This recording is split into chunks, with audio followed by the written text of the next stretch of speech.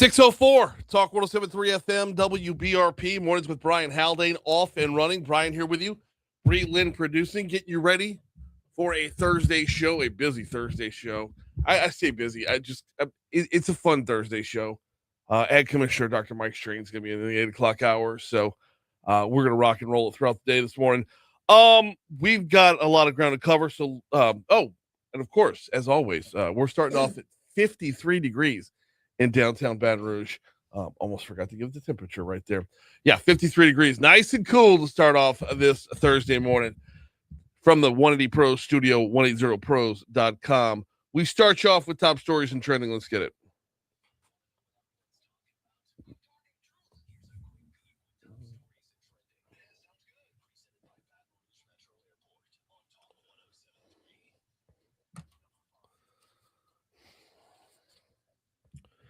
Would you like to see a direct flight from Baton Rouge to Chicago? Well, we learned yesterday right here on the show that while we're not close to a definitive yes yet, talks are in the works with multiple airlines to get that done. We also learned the second BTR to DC daily flight might be viable as well. Jeremiah Taylor, accused of raping a 94-year-old woman in the driveway of her home on East Black Oak Drive, has now been accused of 4 rapes. He was arrested on Friday in connection with the rape of the 94-year-old woman. Taylor's also accused of 3 other rapes of a family member taking place from June 2023 to August 2024. He'll be arrested on August 29th, 2024 for rape before having those charges dropped in January of this year. BRPD said a man is dead after an early Wednesday morning shooting on North 49th Street. Officials said that shooting happened around 2:40 a.m. in the 1000 block of North 49th. Jonathan Archiel, 32 years old, was shot multiple times after a verbal argument. The suspect fled the area before officers arrived. East Baton Rouge Metro Council approved $850,000 for the district attorney's office and another $500,000 for the public defender's office on Tuesday afternoon. District Attorney Hiller Moore said that while the money helps, it will not overcome his office's budget deficits. He says it may even force him to take legal action. Moore says that a lawsuit against the city parish has been prepared for some time, but that before he would take any legal action, he wants to sit down with the mayor and the council to try and find some more money.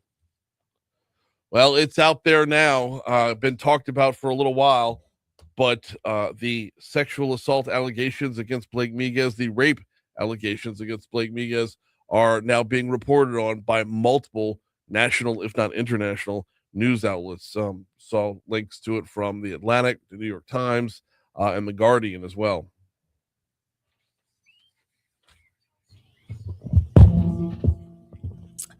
The U.S. is tapping into its strategic petroleum reserve to release 172 million barrels as part of an agreement with International Energy Agency member countries to release a record number from their reserves. So we're going to dig into our reserves, and a bunch of other countries are going to dig into their reserves as well.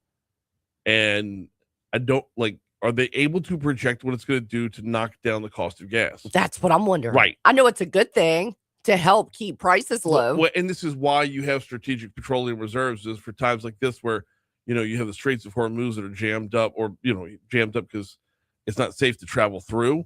So while that's jammed up, that's temporary. It's here to fill a temporary gap. Right. You can't just keep tapping into that. Eventually It's going to go away, For 2 weeks, researchers at the University of North Carolina were allowed to access the phones of middle and high school students, and they found that on average, they spend a third of the school day scrolling. Shocker. Wow. That's a lot of the school day. I didn't think, look, I'm shocked, but to just see it, that it's pretty much dang near all day. Yeah. That's scary. You knew it had to be, you knew it was there at some level, but that level is pretty remarkable. Get off the phones. Learn something. I know. Golly.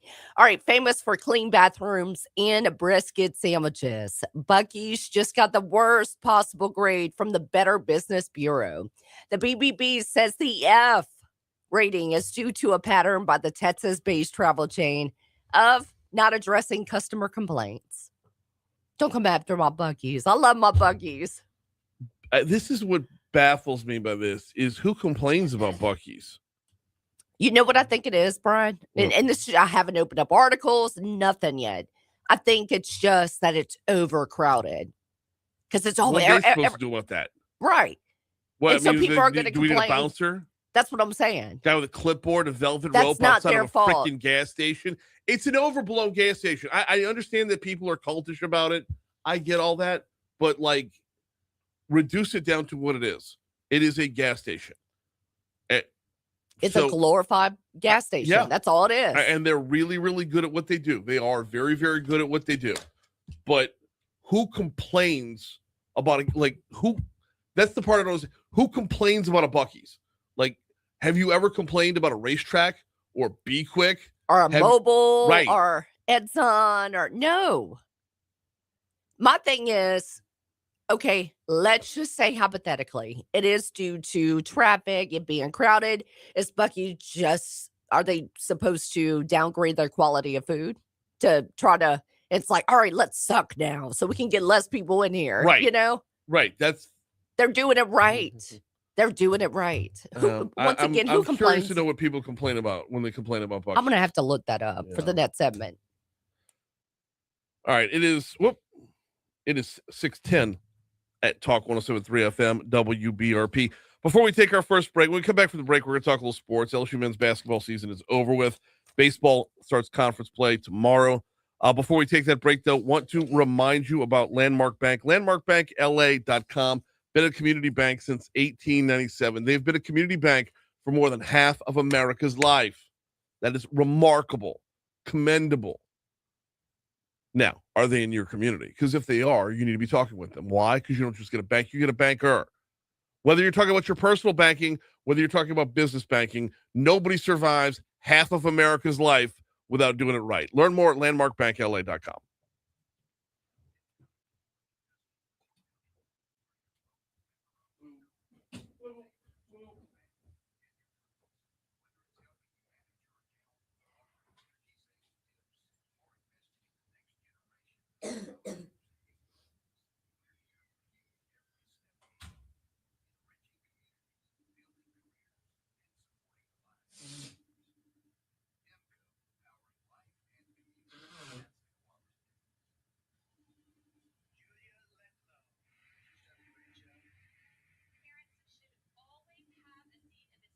Good morning, Alan. Good morning, Renee.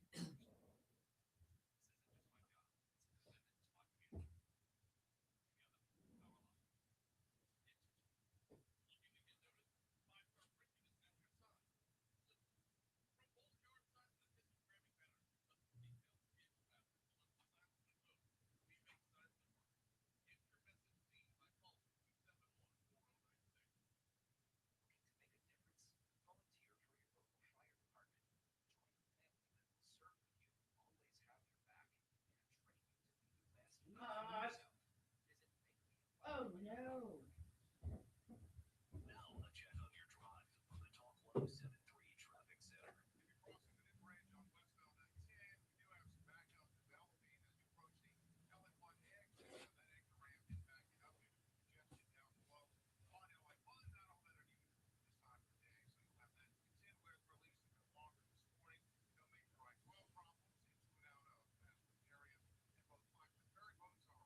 Here, you need one of these wipes? No. Just took care of it.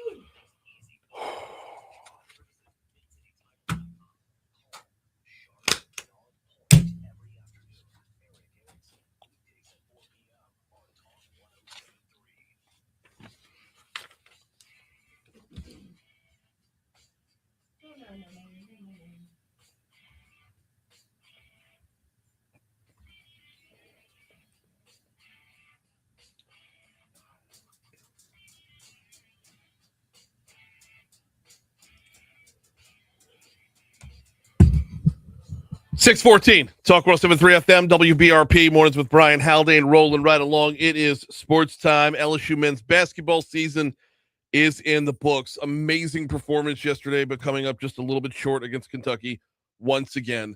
Just a little bit short is basically the tagline of the entire season. It's like all conference season long, they were one player away from having a winning record in conference. I mean, you're talking about 1-point losses, 4-point losses. Yesterday, a 5-point loss. It was just one guy away all season long. So yesterday, the way it broke down, I'd already fast forwarded today's scores. Here we go. Yesterday, the way it broke down was 87-82, your final score. It was 46-43 at halftime. LSU took the lead in the second half, was not able to outlast Kentucky in the second half. It has been rinse, repeat for the exact same story all season long. And yesterday, they were without Robert Miller III. And on top of the fact that all conference season long, they were without DJ Thomas. And that's on top of the fact that almost all season long, they've been without Jalen Reed. And they've been in it all season long. But the final score or the final record is not indicative of the performances that this team put on. I know you're judged by wins and losses. I get that. But when you're 1, 2, and 3 men short, it gets a lot harder to put up those dubs. Max McKinnon led the way for LSU yesterday. He did have 28 points. He was so good yesterday.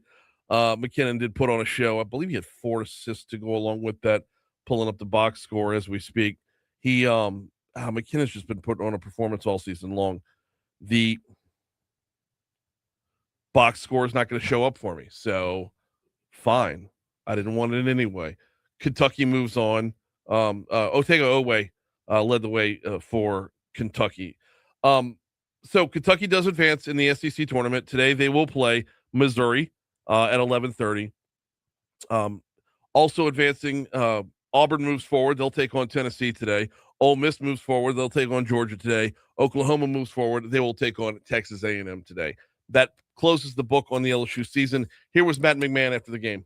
Disappointed in the results over the last 2 months, that we weren't able to find ways to win more games, and certainly that's my responsibility. But I love LSU. I love our core group of returning players. I think we have an elite leadership team and administrative team, and I'll certainly respect whatever decisions they make moving forward.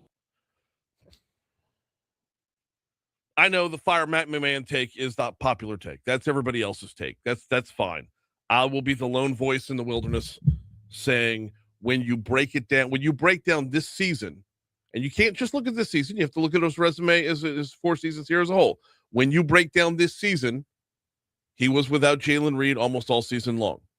He was without DJ Thomas, and who should be an All-American all conference season long. And then you go up to the SEC tournament and you don't bring Robert Miller III. So it just, when you don't have the tools in the toolbox, it's hard to fix whatever's broken. Brian, did you hear what he said at the end, though? I'm going to jump in real fast. Yeah. It's almost like he expects, I hate to say it, it's almost like he expects some sort of decision to come. Well, I will add that to the mix. His level of self-awareness should be credited as well. Because a lot of coaches will just give you coach speak and say, we're already looking forward to next year, whatever. But like his level of self-awareness on that should be commended as well. It just, I know fire Coach McMahon is going to be the popular take, and that's fine. I know it because it already is, and that's fine. The record suggests that. I'm saying sometimes you need to dig deeper than the record because what you're getting on the court is more out of less. It's just not enough to keep up with the SEC, who's really good at basketball these days. Meanwhile, baseball had a little get-right game on Tuesday, and now they're on the road taking on Vanderbilt this weekend. Friday, Saturday, Sunday set. It'll be 6 p.m. tomorrow, 7 p.m. Saturday, 3 p.m. on Sunday. All 3 of those games will be on our sister station, Eagle 98.1. Hopefully the bats go with them. I mean, we saw 8 runs couple of home runs on Tuesday night. Hopefully that momentum does carry. We have got the Fox Business Report coming up. We've got traffic on the back end of that break, and then we will continue next right here on Talk 107.3 FM. Let's get you to that Fox Business Report. You want to know what people complain about with Buc-ee's? What? People pull up to the gas pump, leave their car, go inside for half an hour. Yes. Oh, God. How is that Buc-ee's fault? Put a sign out there. Don't leave your vehicle at the pump. Because, I mean, there's 100 gas pumps, but only 10 of them are available at any given time. You know who's notorious for that near my house? It's that Benny's and that Mobile right there across from Albertsons, where the Taco Bell is on the airline. Right there. People just park. I can never get gas right there. I'm always waiting. I love the Benny's by our house out on West Lee. Whip in there all the time. Get in, get out. I would love to love Benny's, but they're not on Upside. Upside, though, needs to up its game in Baton Rouge, or I'm going to stop using it. You know, the app that pays you back for gas? Mm-hmm. My friend said it's not, they don't really pay back. Here in Baton Rouge. Here in Baton Rouge, you're getting like 5 or 6 cents a gallon. It's garbage. Like it, but if you get, what I like about it is like, okay, Circle K, you'll get 5 cents a gallon, but you'll get 15% back for whatever you spend inside Circle K.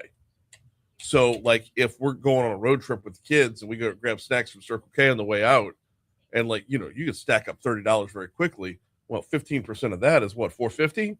Like, I'll take that 10 times a month for sure. So I do the Benny's loyalty club. Yeah. For, you know, you get, I don't know, just save however much it is. Was the same with Circle K. Yeah. So they have so it's stacked on top of.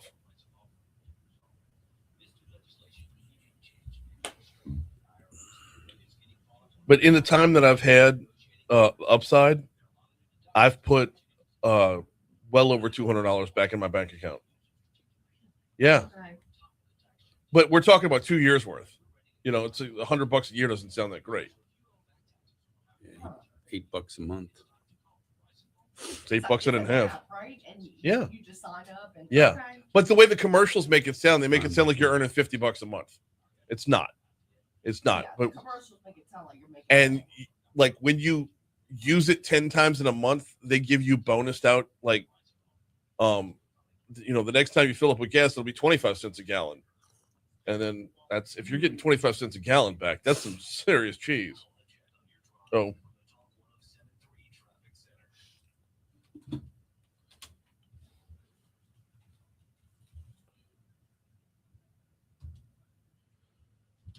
right, here we go. We're going to start you off on the interstates, as we always do. There's actually, it's really, really light on the interstates right now. I'm looking out in Denham Springs. You've got slightly lighter than your normal volume right now. You're not going to be by yourself, but there's nobody really to slow you down either. 10, that's on 12 westbound coming in from Livingston Parish. 10 westbound looks good as well. 110 is also, and if you're coming back from, if you're coming across the river from Port Allen or points beyond, it's smooth sailing on the interstate right there. Ray, in the last traffic report, Ray was talking about something on Highway 1. I'm not seeing it on the map, so if he's got more, he'll have it for you 10 minutes from now. Within the city, there are no surface street accidents to talk about. So that's your look at traffic from Talk 107.3.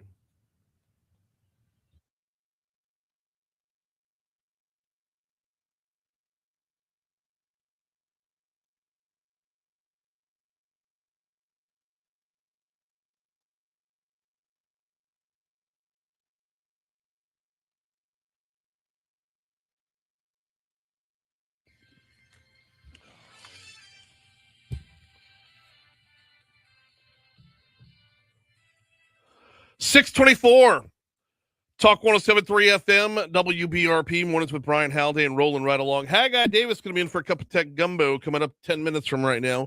We're going to have in our 7 o'clock hour, Jason DeCuir from Advantage Consulting.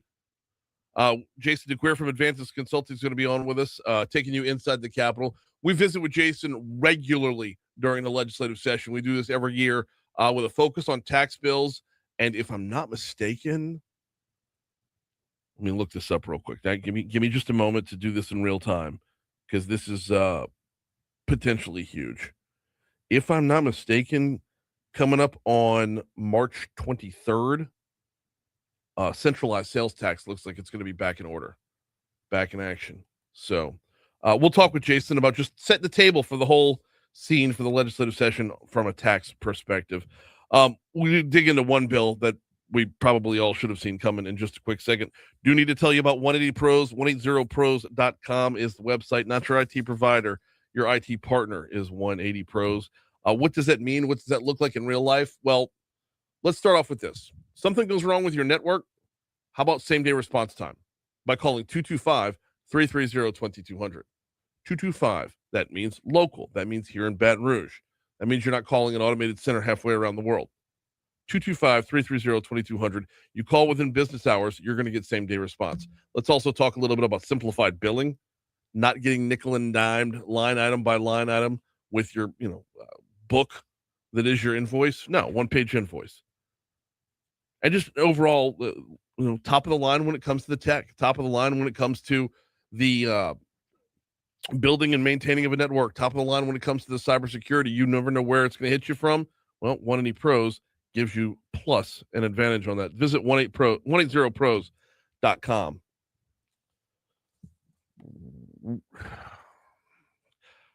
Every legislative session, there's a few things you can expect. Some tried and true chestnuts that pop their head up every single time. Raising the minimum wage seems to be one of them. This time it's Regina Barrow's turn. Wants to bump the state minimum wage from $7.25 an hour.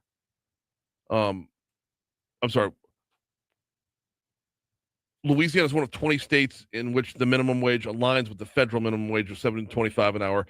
Regina Barrow wants to move Louisiana up from that, saying it's just untenable. Cut 13, please. Even if they have two jobs, it's not enough to actually be able to have a decent life. Do we want to have the same discussion over again? The same discussion we have every year? That minimum wage was not meant to be a living wage. Minimum wage is meant to be exactly that, minimum wage. It's meant for the hourly employee. It's meant for the part-time employee. And if you visit, any handful of websites showing you what jobs are available in your town, there are jobs right now. That pay more than minimum wage. So Barrow's proposing a constitutional amendment not only to increase the minimum wage immediately, but also to make sure it keeps up with inflation. Barrow's proposal would set Louisiana's minimum wage to $10.25 an hour, and it would task a state agency to adjust it annually based on the consumer price index. Barrow says too many people in Louisiana still make minimum wage. Cut 14. There are many folks who are saying that folks are not paying $7.25, but there are a lot of people who are paying $7.25 an hour. Who do you think this would help, and who do you think it would hurt? Just based off of the information that we have thus far. I mean, the obvious answer is it would help the minimum wage worker to get $3 more per hour. 8-hour shift, that's $24 more per day. So we're talking about over $100 per week. Now, when you back taxes out, it's going to drop right back under that. But yes, that is a significant raise, to be sure. But if we asked ourselves who we think it's going to hurt, small business, the small business owner. It breaks their back a lot quicker than it breaks the big box stores. The Walmarts of the world, the Targets of the world, they can absorb this kind of thing and just move forward. I mean, you walk into a Walmart or a Target and you see 40 registers, but only 6 of them are open. Okay, well, you raise the minimum wage, they'll cut that down to 4, and they'll be just fine. Meanwhile, when you go to a local retail shop, a local boutique, a local entrepreneur, that is the difference between being able to stay open with an employee up front or being able to barely scrape by with the shop owner working up front and eliminating that job because they just can't afford it. I don't know where the take comes from that people think, oh, you know what? Everyone can just foot the bill on this. Like I said at the outset, this is not the first time someone's proposed an increase in the state's minimum wage. It feels like there's a go with this every year, or at least every other year. Per our news partners at Louisiana Radio Network, which is where I'm getting the audio from, in all previous attempts, business groups have pushed back, saying raising the minimum wage would lead to higher consumer prices and fewer jobs. I don't see a scenario where that doesn't play out that way. Barrow says business owners she's spoken to disagree with that notion. Cut 15. Each of them stated the importance of paying their workers a fair, livable wage. And so they agreed that when you do that, that you actually see the value of that with your employees. Well, damn it, pay them more then. The minimum wage is exactly that, a minimum. There's nothing stopping a business owner from paying more. If Senator Barrow's scientific survey has told her that there's the ability to pay more, have at it, Hoss. All right, we got news.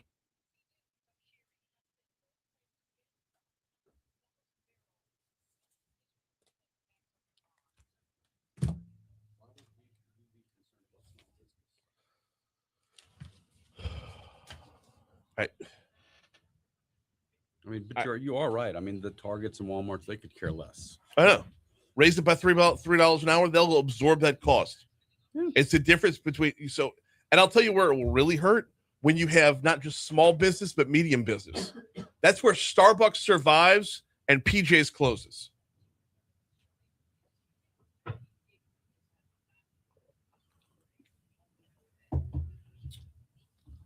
Oh, I gotta get something. I need y'all's take on something real quick.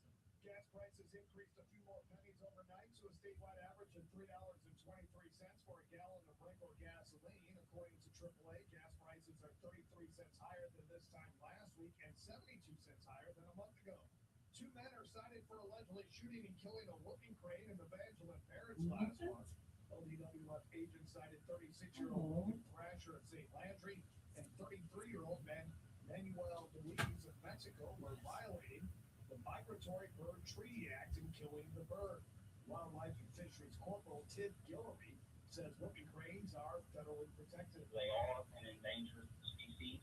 I don't know how many birds they do have, but there's not a whole lot of them. Louisiana could soon have a recreational alligator hunting season. There's a commercial alligator hunting season, but Franklin Senator Robert Lane says the number of alligators increasing in the state. He would like to open alligator hunting to recreational hunters. We have gotten to a point now where we're opening up successful. Trying to do is expand opportunities to hunt alligators. According to the bill that's heading to the Senate floor, recreational hunters would not be allowed to shoot alligators. It would be hook and line harvesting from land. Talk 107.3 Baton Rouge. Now a check on your drive from the Talk 107.3 Traffic Center. We are starting to see some I-12 backed up. It's always nice to get a handwritten letter. You know? Mm-hmm. A thank you note. Aww. It's always nice. But when you can't read a fucking word of it. Glad to see you at DC Mardi Gras. Do what? It's like cursive, like Yes. With like smoking something grown on Ben Franklin's farm. Dining behind a fallen up notes to help us good. Find Congresswoman Letlow. Holler. You've gotten so many more words than I have. A blessing. I got DC and I got Letlow and I got helping. I mean, I write hand thank you notes. Hand it over to Breland. Somebody gives me a business card, they get a hand, but I print out everything I write. So you can at least make out what I'm writing. Glad Well- to see you at DC Mardi Gras. Yeah, I got that line. Something behind a follow-up note. Helping my good friend Congressman Letlow. It's Congresswoman, by the way, not Congressman. It says man. I understand that. Holler if I can ever be a blessing or something like that. Talk to him, God bless, is what I'm gathering from it. Byron, Like what? Byron is. I've said this so many times. You raise the minimum wage, you got to raise everybody else's wages in the business, because if you've been paying somebody $12 an hour, because they're better than the minimum wage person. Now the minimum wage is $10.50. Now you got to pay that $12 an hour, $16 an hour. And so on up the food chain. It's not just that minimum wage person. You got to increase everybody's wages in the business. But you don't. Legally, you don't have to. So anybody who's making above minimum wage will then be downgraded to minimum wage or closer to percentage-wise, which means the inflation that you see in the market is going to adversely affect anybody making over minimum wage because now their buying power is less. You don't have to, but you do, because I mean, I understand. But you do if you can afford to. Patrick says minimum wage hurts entry-level employees who lose their job as businesses cut their workforce to pay for a government-mandated wage increase not supported by the markets. That last line right there is the biggest line of it. Not supported by the markets. You pay what the market demands.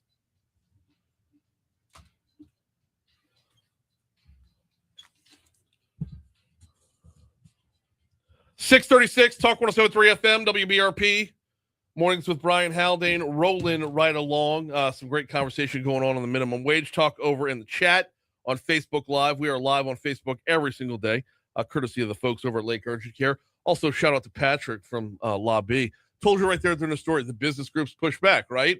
Well, and for good reason. They know business. Patrick says minimum wage hurts entry-level employees who will lose their job as businesses cut their workforce to pay for a government-mandated wage increase not supported by the market. Those last few words are the most important words. Not supported by the market. When you affect the market, when you put your finger on the scales, it throws the market off. And the adjustments that have to be made are going to be a reduction in workforce. It always is a reduction in workforce. Or as Haggai and I were talking about during the break, if you're on Facebook Live, you already heard this. The other part of this is not just the minimum wage workers need to have their increase. Everyone has to get an increase to go along with that. Like if you're making, if the minimum wage is $7.25 and you're making $17.25, they raise that by $3. They got to raise you by $3 as well, or else your value as an employee drops. Your ability, your purchase power in the market drops. Everything that you've worked for then falls off as the market corrects. I don't know why we can't close the book on this. So anyway, keep the comments coming over in the chat. Right now, we got to get a cup of tech gumbo.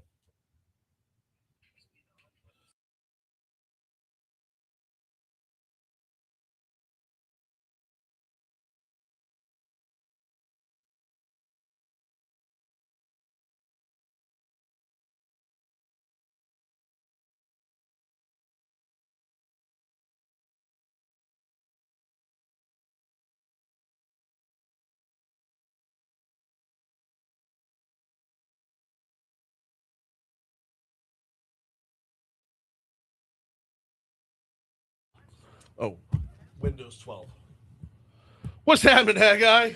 So Brian, Sorry, I didn't mean to raise the blood pressure in the room, that's all right. like right out the blocks.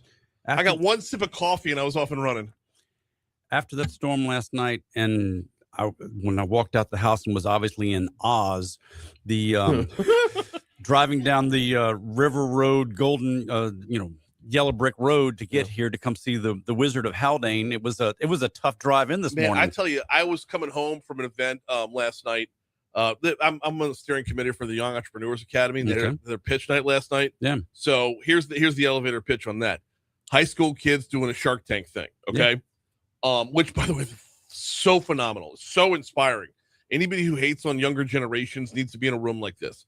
So I'm driving home. And so I hopped up. This was the Orso College of Business. Hop on I-10. I'm good. As soon as it splits off to 12, it was like the climax scene of Twister. I get home 10 minutes later, and it's like it never happened. Bizarre. Oh, it was just sitting there watching TV, looking out the window, watching it come down last night. It was Sideways rain. brutal.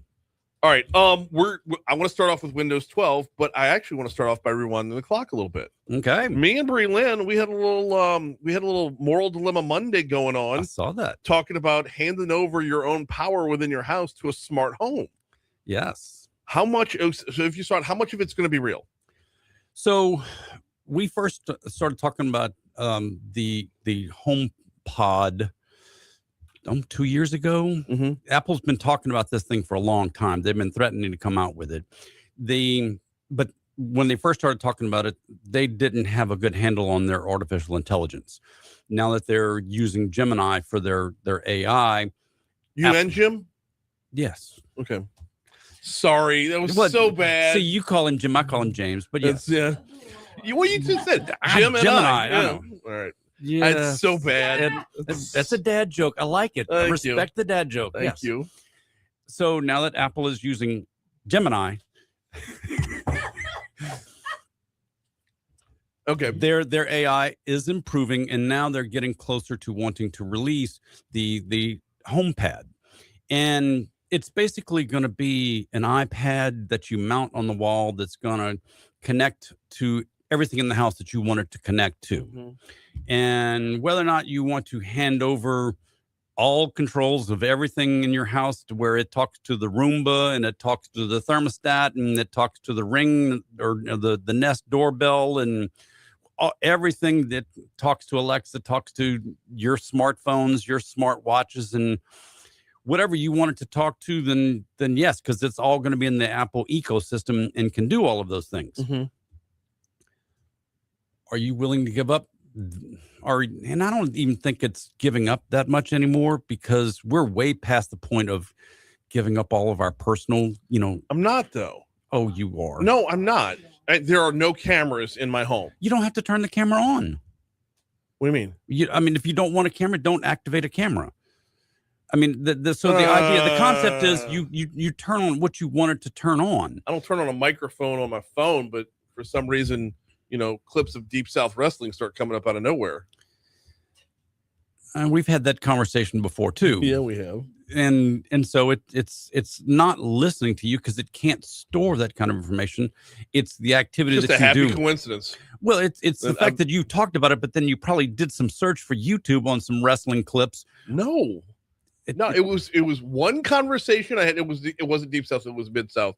That was my bad. But it was one conversation that I had. There were 0 searches, and I was talking about a wrestling character named Haystack Calhoun, and sure enough. But anybody that you were talking with, did they go back and pull up the Haystack? Oh, I don't know. See, if they pulled it up, then that's how it gets back to you. Because your friends. It's not COVID-19, Haggai. That's the way the algorithms work. When your friends are pulling up things, you're probably been talking to them about it, so it's going to push to you. So my whole thing is with stuff in the house. I don't need a boss at home. I don't need someone telling me what I'm doing right, what I'm doing wrong at home. I don't need somebody telling me, you know what, you've had enough Doritos. I don't need somebody like, hey, you still in the bathroom? You all right? Like, I don't need that.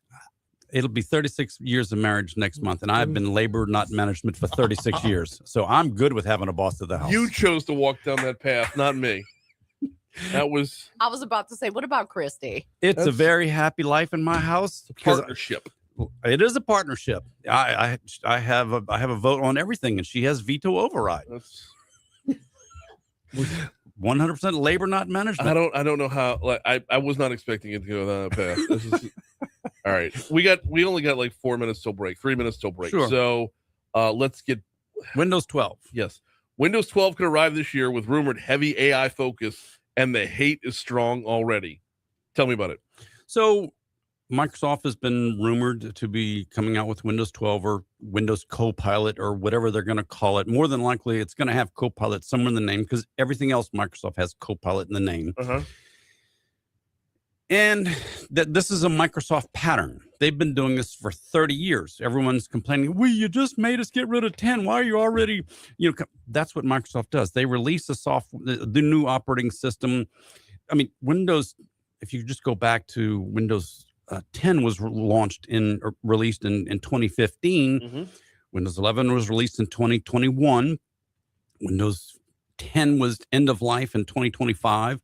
Windows 11 will be end of life in 2031. If Windows 12 comes out this year, it'll have a 10-year run.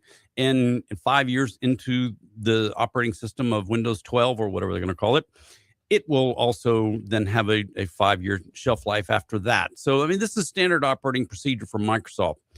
The fact that it's going to be so AI heavy, it's going to require a lot of people to go out and buy new computers, which HP, Lenovo, and Dell love to hear that. So if your computer is probably a year or two old, whatever, dependent upon how intensive Windows 12 comes out to be, your current computer should upgrade. If it's a 4 or 5 year old laptop, it probably won't upgrade to the newest when that comes out. Mm-hmm.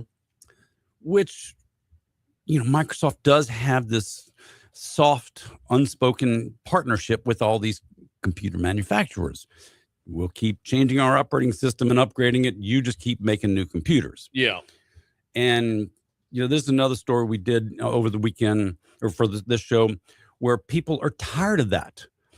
People don't want the newest, latest, greatest, shiny. They just want their technology to work. Right.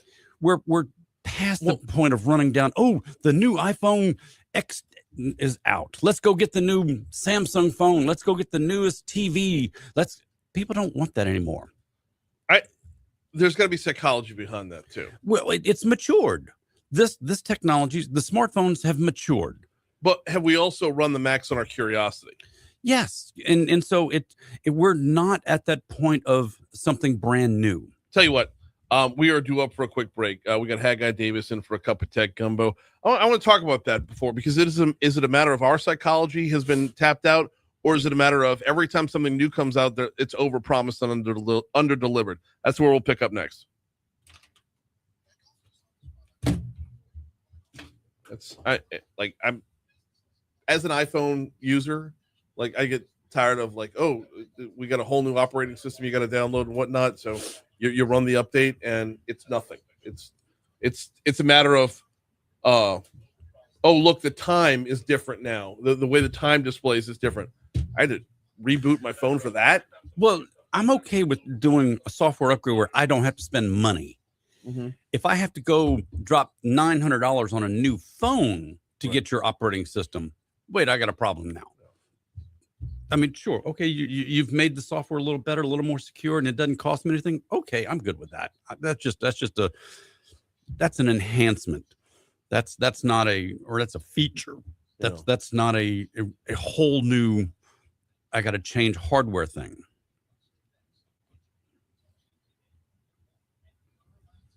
No, but I'm saying one lends to the other.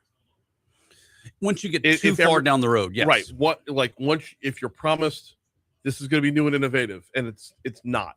Right. The iOS 26, if you wanted that, but if you had an iPhone 7, that won't upgrade to iOS 26. So you've got to go out and get a new phone at that point. Please turn my mic off on the air. It's all right.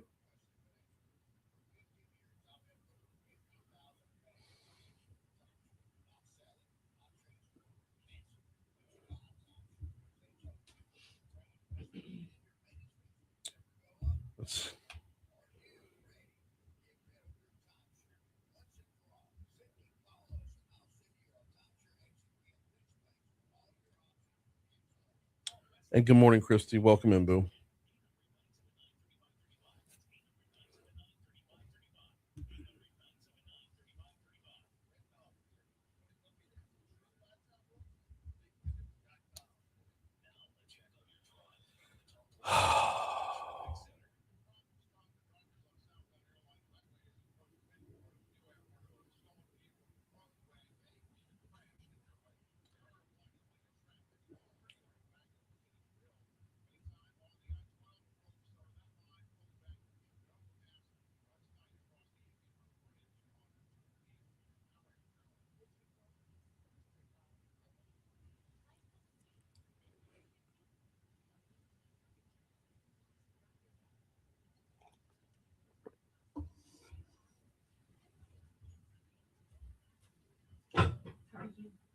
Me, I'm good. And you? I'm good. So who's the boss in your house? You run things or? Yeah. Because I'm the one that keeps up with the schedules. Mhm. The kids would come up to me and, Dad, well, what'd your mom say? Right. Because no matter what, if I I'm sorry. Yeah, I keep up with the schedule. I know. I know the conversation gets going, but it's got to be the on air first. Okay. Yeah, I keep up with all this stuff. make decisions 8 to 5. I don't need to make any decision after that. I think it's like, that's what I was telling Brian earlier in the week. If I had a home pad, No, I watched that segment. I know. yeah, it would help my brain pause for a minute, but then you get too reliable on it. That would be the catch. Yeah, like it's I know to go to it all the time. Yeah, that was. I think both of us had that take. Was the smart home makes us stupid. Brain food. You got to keep. I mean, but is it any different than putting your appointments in your calendar on your, so that it pops up and reminds you got an appointment coming up? Do you use your Microsoft Calendar? Yeah, of course. I mean, how is it any different? Because I'm the one putting them in. But if you're putting everything into the home pad to say, hey, Johnny's got a game at 3 and Susie's got practice at 4, and if you're telling it to, that's just the calendar part of it. Right. I'm talking about hey, you're running low on milk, and maybe you need to switch to 2% fatty. Oh, I don't see that. Pick up more milk. Yeah. That's still a ways out. I mean, that's the Internet of Things. That's not just about the home pad. I mean, that's the Internet of Things connects back to the home pad. Yes, or else everything. What's the point? Everything connects back to it. Yes.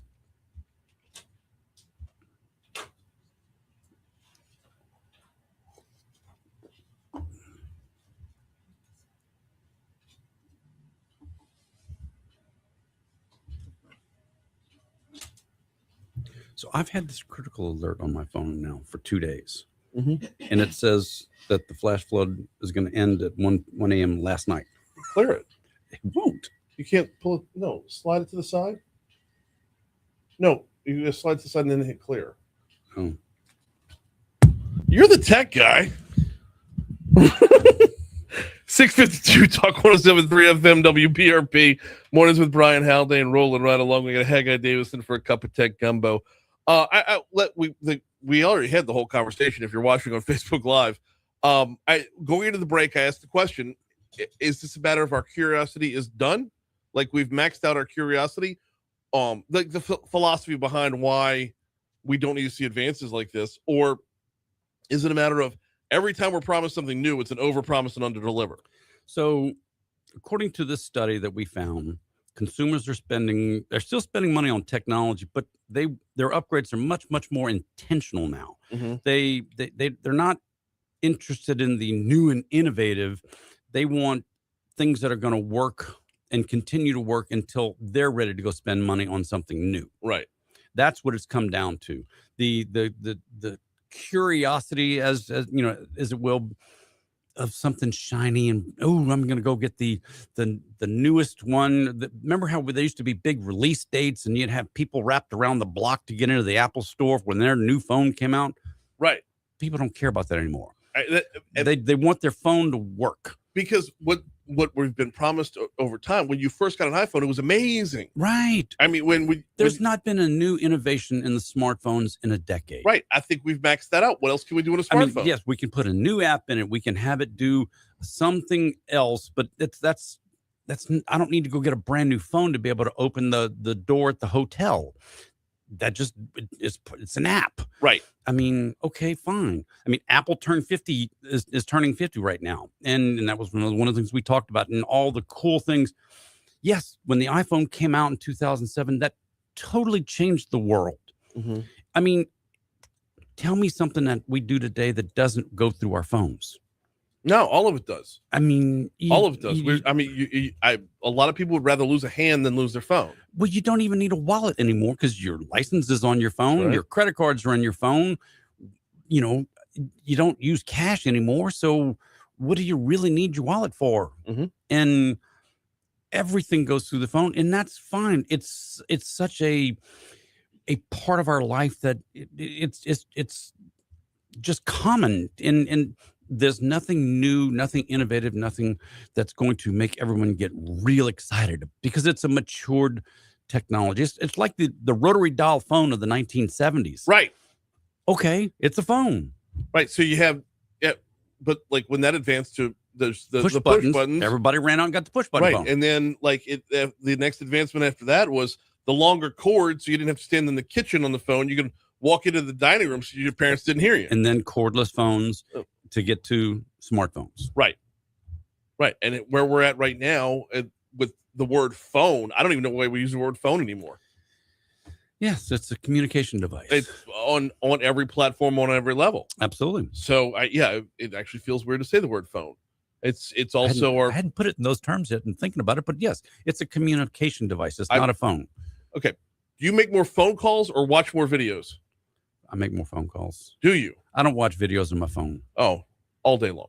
I try not to look at the screen on my phone because my eyes are old and I need glasses to see things. Now, if you have to have a screen on my computer, right, that's a different thing. Well, okay. Well, let me just re-ask the question.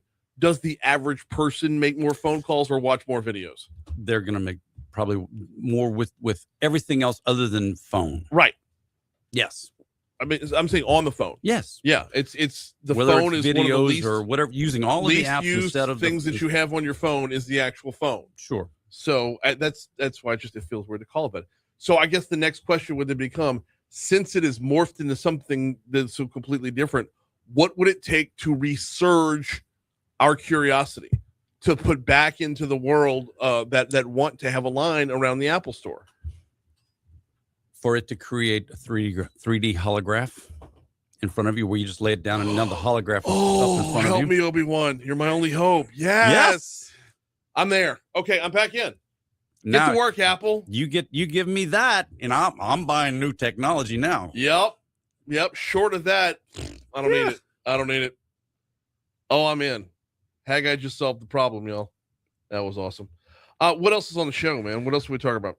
So we're gonna YouTube is coming out with a deep fake removal idea. Yeah. So if you're a politician or a journalist and people are out there making videos of you that are really harmful, you can request now. But if it's just satire or just that, YouTube's not taking satire down. They're only taking harmful stuff down. Talking about Apple turning 50. That's go ahead. Art, satire. There's a very fine line here with no clear-cut definition. Remember the old what was the old definition of pornography? I know it when I see it. Yeah. Art, is that what it's going to come down to with this? Pretty much. Okay. We're going to talk about BYD, the Chinese company, the EVs, the electric vehicles.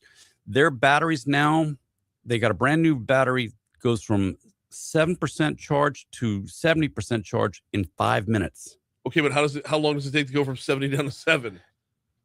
Well, on a 9% charge, you still have 70 miles. Oh, okay.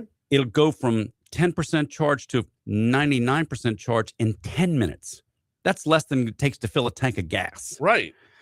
And yes, these are really well, it's pretty close. I mean, if you go inside to get a soft drink, you're so that technology in the range, you're now getting 650 miles on a full charge, which is 250 miles more than my 24-gallon tank in my F-150. We only got 1 minute left, but I've got a follow-up question. What's the drag on electricity there? How much does it take? Like, does more juice pump through in that shorter period of time? Do you need more amperage at the charging station? Don't know that because I haven't seen the schematics on the charging units, but I can't imagine it's more than what's going on now. It's just a charging. It's all about the way the batteries absorb that new energy. Okay, I can see that. Meanwhile, we're stuck in the past and not looking forward. Yep. All right, he's Haggai Davis. You get a full serving of Tech Gumbo Saturdays and Sundays right here on Talk 107.3 FM, and of course anywhere you get your podcasts on demand. Always appreciate the time, brother. You bet. We have got ABC News coming your way to lead off the 7 o'clock hour. After top stories and trending, we're going to visit with Jason DeCuir. How is the session looking when it comes to tax bills? It is a non-fiscal session, but there are some tax bills out there. We'll talk about them. Also, Crimestoppers coming up next hour as well.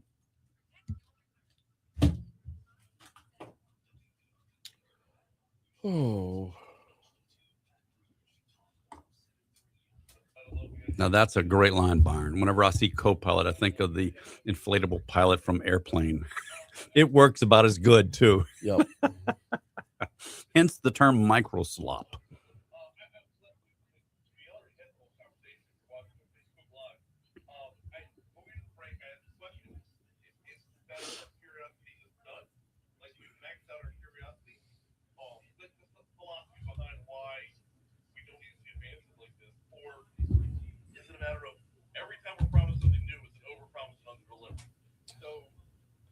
James still playing basketball? Season's over, but yeah, we've been working out a little bit. I'm actually working out with him 1 day a week, and Abby's working out with him 1 day a week. Just working on handles and whatnot. He's getting significantly better. It's and he's starting to enjoy it more and more. It's pretty rewarding. And I told him, I was like, I need one really solid good year out of you to determine, like, if you don't want to play beyond 6th grade, you don't have to. But I want you going all the way through 5th at least. But, like, I'm not going to force you to do something you don't like. I'm not going to force you to do something you're not good at. But I played this game. Your sisters played this game. Your namesake played this game at a college level. Like, give it a shot. Everybody else in the family loves it. So you will too. And he's a little grump and curmudgeon, but, like, comes around. So, it just is. It's different with boys and girls. I don't know. I didn't have that issue in my house. Well, and I think it would have been different had I had boys before girls, but I had girls before boys. So look, I think every boy parents know, like, it's the mom wants to take care of their baby and the dad wants to raise a young man, and that there's balance there, and one side's got to win. Yeah. So. Yep. Yep, I'm aware. All right, gang. Have a great weekend. You do the same. Bye, Haggai. Get to work on that hologram. Yeah, That was a really good turn right there. That was a good segment. I think that would. There was an article I was reading yesterday. What's entertainment going to look like 20 years from now? And part of it, and we'll probably use that in the show next week. But the idea of going to the movie theater to see movies that Hollywood produced versus what you're going to produce at home. You're going to be watching movies that, hey, you make a movie this based upon this. I want to see in an hour and a half because I got an hour and a half I got to kill. You're going to see things like that on screens that project to the whole wall, kind of stuff.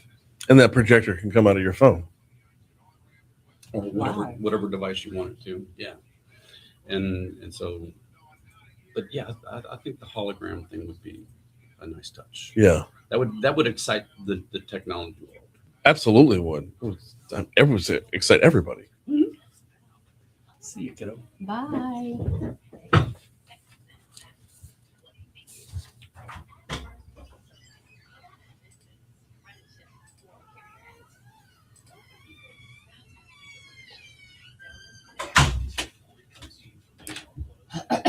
River Road in Denham Springs is shut down a bit for flooding.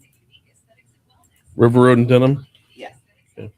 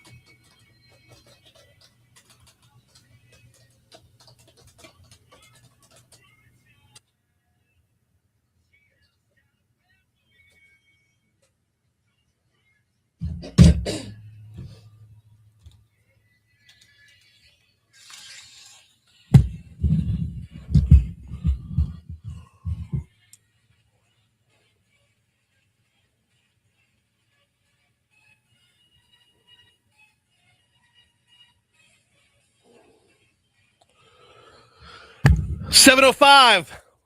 Talk 107.3 FM, WBRP. Mornings with Brian Haldane, rolling right along. Hour 2 coming your way right now. Brian here with you. Bree Lynn producing. We are holding at 53 degrees in downtown Baton Rouge as we start off the 7 o'clock hour. Of course, we are broadcasting live from the 180 Pros studio. 180 Pros, not your IT provider, your IT partner. Learn more at 180pros.com. We got Jason DeCuir from Advantage Consulting coming up in our next segment. We have got Lieutenant Don Coppola coming by from Crimestoppers in the towards the back half of the hour. See if we can't catch some bad guys right there. Looking forward to both of those. Hey, before we get into top stories and trending, Bree Lynn, you told me that there was what was the road closure you were commenting on? We have a comment on Facebook from Nick. It's River Road in Denham Springs is shut down at Benton for flooding. River Road at Benton in Denham. Closed due to flooding. All right, well, find an alternate route, obviously, if you're not out and about just yet. Avoid River Road at Benton as you make your way into your morning commute. All right, time for top stories and trending. Let's roll.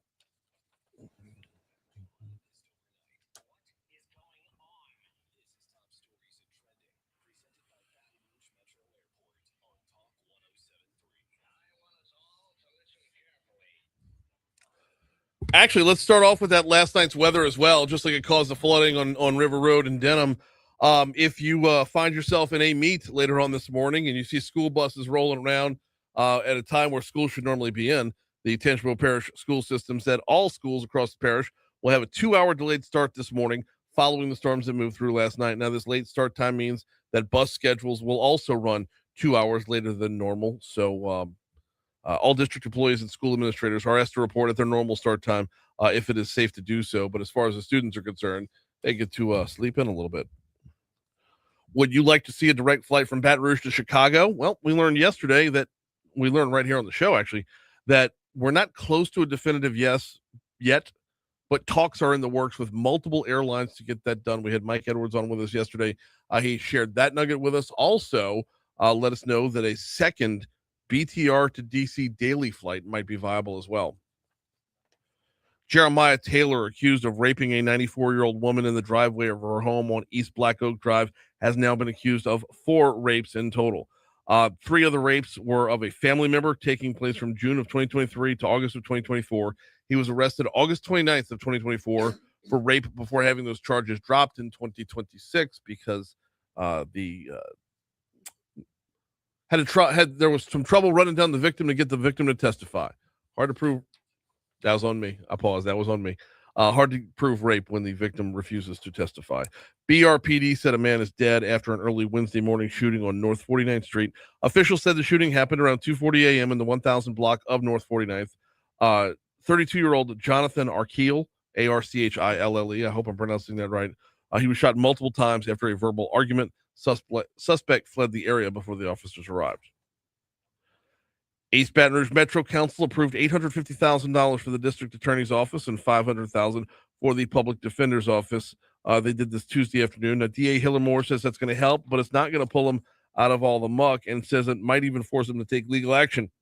Moore says a lawsuit against the city parish has been prepared for some time, but before they take legal action, District Attorney Hiller Moore wants to sit down with the mayor and the council, scrub everything, see if you can find more money first.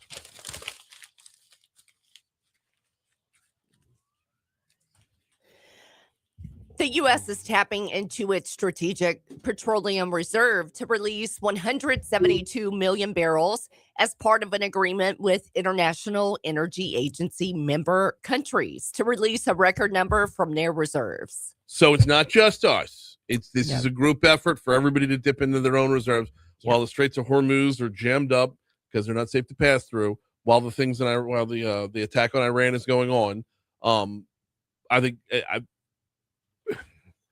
it feels like it's actually good news that A, everybody's rowing in the same direction, and B, they're going to a move that suggests this whole thing's going to be very temporary. Like all signs are pointing towards this is going to be temporary. So, I mean, we'll see a month from now, or we'll see 2 weeks from now. Yep. But I don't see it lasting long. I'll say that. I know, but how many times have we been down that path? When we went to Afghanistan in 2001 after 9/11. Yeah. How many folks were like, "Oh, this will be over in a week," you know? Yeah. Yeah. All right. For 2 weeks, researchers at the University of North Carolina were allowed to access the phones of middle and high school students. And they found that on average, they spent a third of the school day scrolling. A third of the school day scrolling. Golly. That's you got to ask which third, right? Are they missing math? Are they missing English? Are they missing history? Right. I mean, you're not scrolling during PE No. because, I mean, if you can dodge a wrench, you can dodge a ball. I'm going to be on the other side of this, Brian. Okay, go for it. With scribe and transcriptions and note taking. Maybe they're using it for that. Probably not. But in college. I'll start with this. I like the positivity. Yeah. I like You're like, the positivity. but that ain't what's happening. Well, but no, think of it. How much, when they say scrolling, do they mean reels? Do they mean TikTok? Right. I mean, are they scrolling through social media, or are they scrolling trying to find out what year Vasco da Gama was born? Right. Or what was it, Shia LaBeouf? Well, Like, what is he doing lately? Or no, that would not be school related. I'm saying, like, if it's school related, if it's something for history class, right. What year was the Louisiana Purchase signed? There you go. If they're scrolling through that, that's one thing. I like where you're going with that. Love it. Unless they're supposed to have that memorized, at which point they're cheating. Correct. Yeah. Famous for clean bathrooms and brisket sandwiches. Oh, in the Beaver Nuggets. Buc-ee's just got the worst possible grade from the Better Business Bureau. The BBB says the F rating is due to a pattern by the Texas-based travel chain of not addressing customer complaints. So we were wondering in the last hour, and I think Haggai had the best answers. Like, what do you have to complain about at a Buc-ee's? Haggai's suggestion was people probably complaining that folks pull up to the gas pump and just go in and shop for an hour. I can't stand that. Move your car, move your buggy. I get it, but how is that Buc-ee's fault? Right. I mean, even if they put up a sign out front that says, please don't leave your car parked here, they're not stopping anybody from doing that. They can't. Right. So I looked it up. Okay. And it says include issues with the car wash, broken or ineffective merchandise, card charges, like extra card charges, and then others say website complaints. Website complaints? I didn't know. The hell? What is that? Website complaint? All right. I understand the passion and fervor there is for this overblown gas station. I get that. But their website, I wouldn't even know they had a website. They do, but you can't really do anything with it. So I guess that's where the complaints come in. Maybe that is the complaint. The fact that you can't do more with the website. I would think the crowds at Buc-ee's, but again, what are they going to do about it? You can't control that, right? You're not going to have a bouncer outside of Buc-ee's with a velvet rope. Your name, it's just cover charge. Right. Sorry, we got too many people in there. No, that's not happening. All right. We are at 713 at Talk 107.3 FM WBRP. Want to remind you one more time about the Baton Rouge Metro Airport, flybtr.com. Flybtr.com. You saw, Breland, you saw on social media this morning, Franz taking his happy little picture from the airport. I sure did with his cup of coffee. Yep. Getting to the airport an hour ahead of time for his flight, which is the normal time. If you drive down to New Orleans, you're talking about a 4 or 5 hour wait to get on a plane with their TSA workers, or at least that's what it was over last weekend. No problems here. We had Mike Edwards on from the airport yesterday. It is business as usual at the Baton Rouge Metro Airport, which is awesome. Daily flight to D.C. Come home the same evening.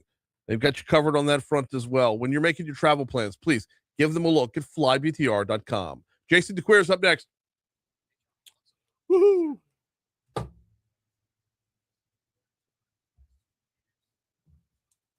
thought he said, "Hey, John, you're a bum." I'm like, "Oh, damn." Right.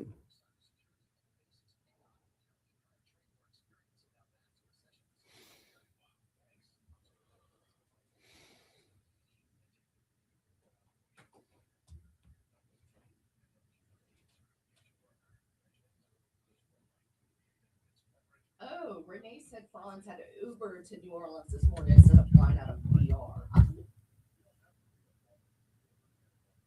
That don't seem right. Hold on.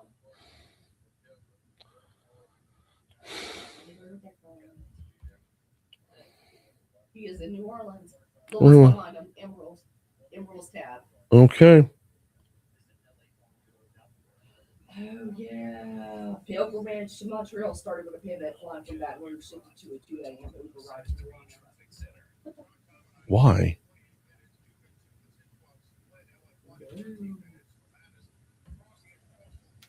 Oh well.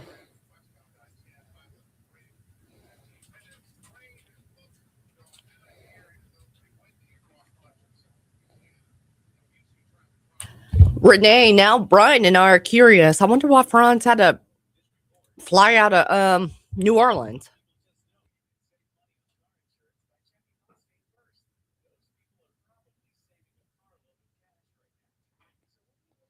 I should have known because behind his photo, it's Emerald's tab. Yeah, that's not BTR.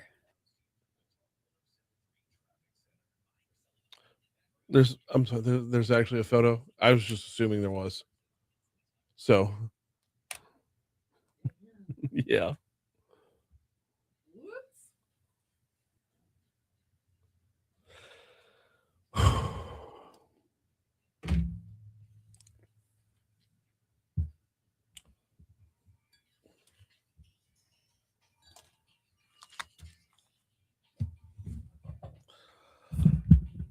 $7:16 Talk 107.3 FM WBRP mornings with Brian Haldane rolling right along.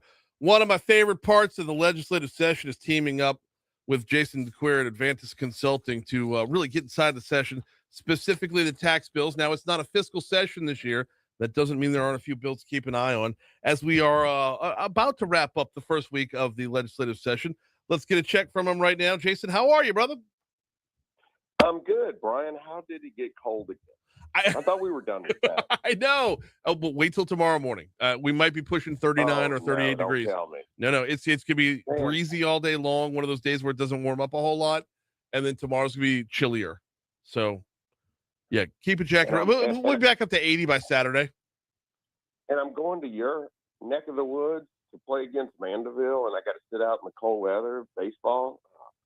I mean, so there's worse places to be, by the way. If you need some recommendations down in Mandeville, I'll text you a couple good spots. I'm calling you. We got a 3-game series, Thursday, Friday, Saturday. All right. One of them's going to include a trip up to over to Covington for lunch on Friday. Bears Po' Boys. Can't go wrong. On 21st Street. Yep. They're only open for lunch, though. Tight window. So, well, hang on. I don't want to get distracted too much. I find that the longer I'm in Baton Rouge, the more that gravitational pull of Catholic High comes around. How are we looking?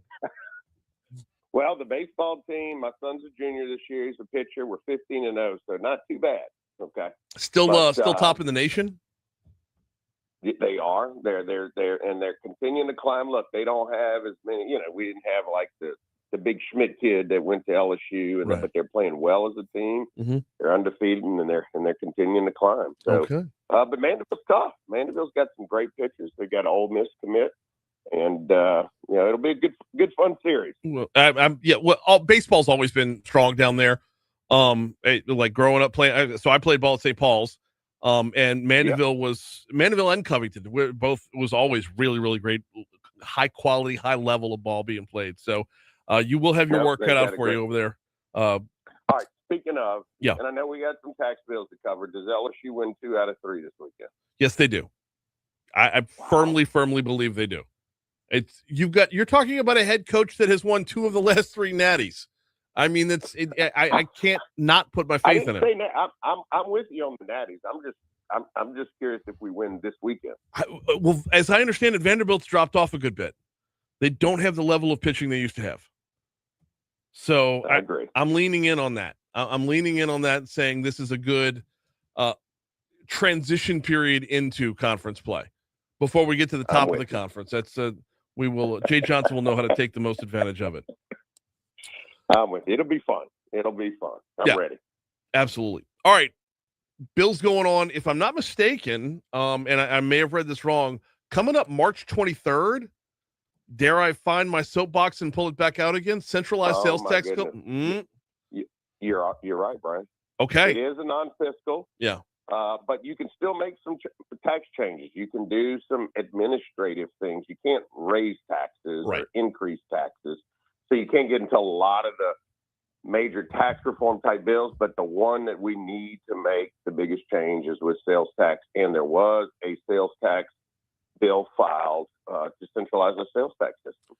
And I think this bill is worthwhile, as you know. Mm-hmm.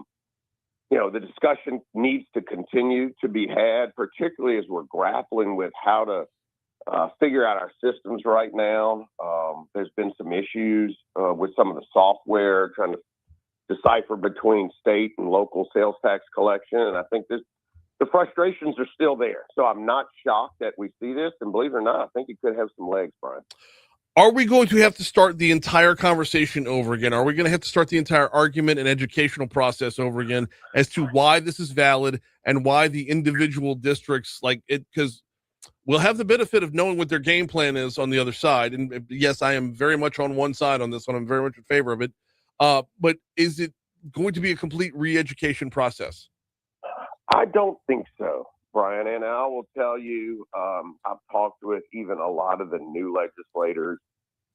They're very much familiar with what is holding our structure back from greater improvement, competitiveness. Even if they haven't been there, they've been following and are aware of this issue, realizing it's just us in Colorado. The other big thing, Brian, is I often talk with them about how can we further reduce income tax? How can we reduce income tax and be able to pay for it? And here's the bill right here with centralized sales tax, where you're not increasing taxes, but more revenue will come to Louisiana, and you could use it to help offset the cost of further reducing income tax. And I mean, what a gift, right? How often do you have a bill that could be sitting on your desk that you could vote on, where you could generate more revenue from Louisiana without increasing taxes? I love that. I mean, that is the simplest way to sell it, because if you centralize the sales tax this year, when they go to lower the income tax next, the state income tax next year, they're already going to have a year's worth of numbers, or probably half a year's worth of numbers under their belt to show how the revenue comes out differently. No, that's exactly right. And believe it or not, so this is one of the unique things about a non-fiscal session. You can't increase a tax, but you can reduce the tax. And there are a number of bills, believe it or not, to repeal or reduce the income tax this year. Really? In a non-fiscal. Yes. Okay. A lot of people don't realize that. You can get rid of a tax, you can reduce a tax.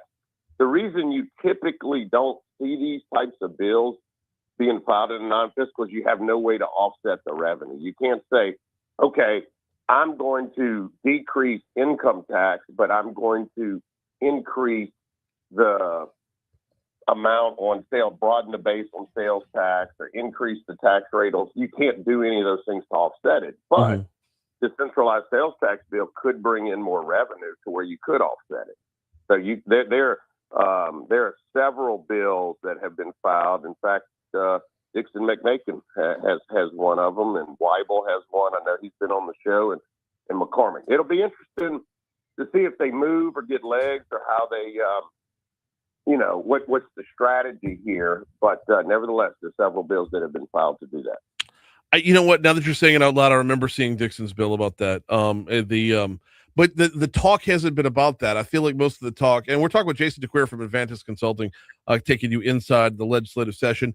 I feel like most of the talk has been the push to lower the income tax isn't going to come till next year, because it's also an election year and everybody wants to run on it.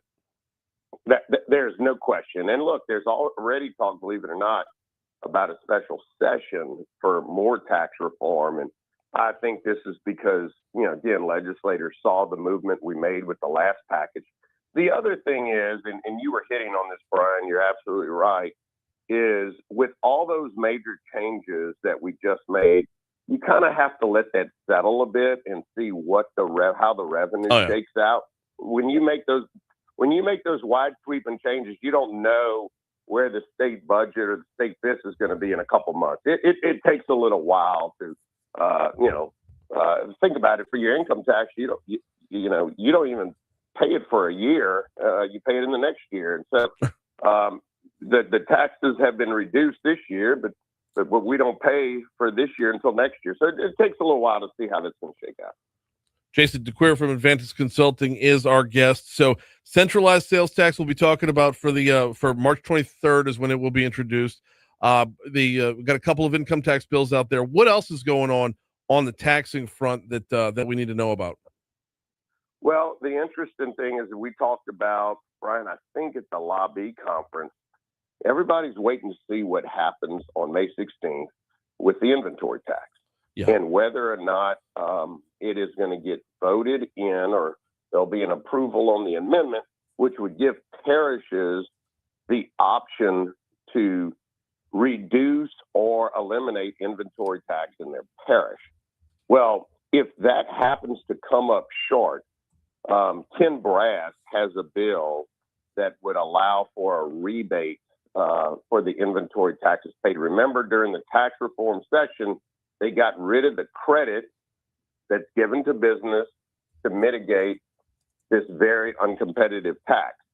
Well, if the amendment doesn't pass, then there's no way the parishes can opt out of inventory tax because it's constitutionally based, and the credit's gone. So you could have I think LED's worried about that. A lot of people are worried about that because it could really increase the tax burden on a number of major companies around Louisiana, make us more uncompetitive, go in the wrong direction. So Ken Brass has a bill that if that amendment does not pass, you could possibly see that moving to get a rebate. So it'd be very interesting. A lot of eyes are on it. And you probably heard the governor.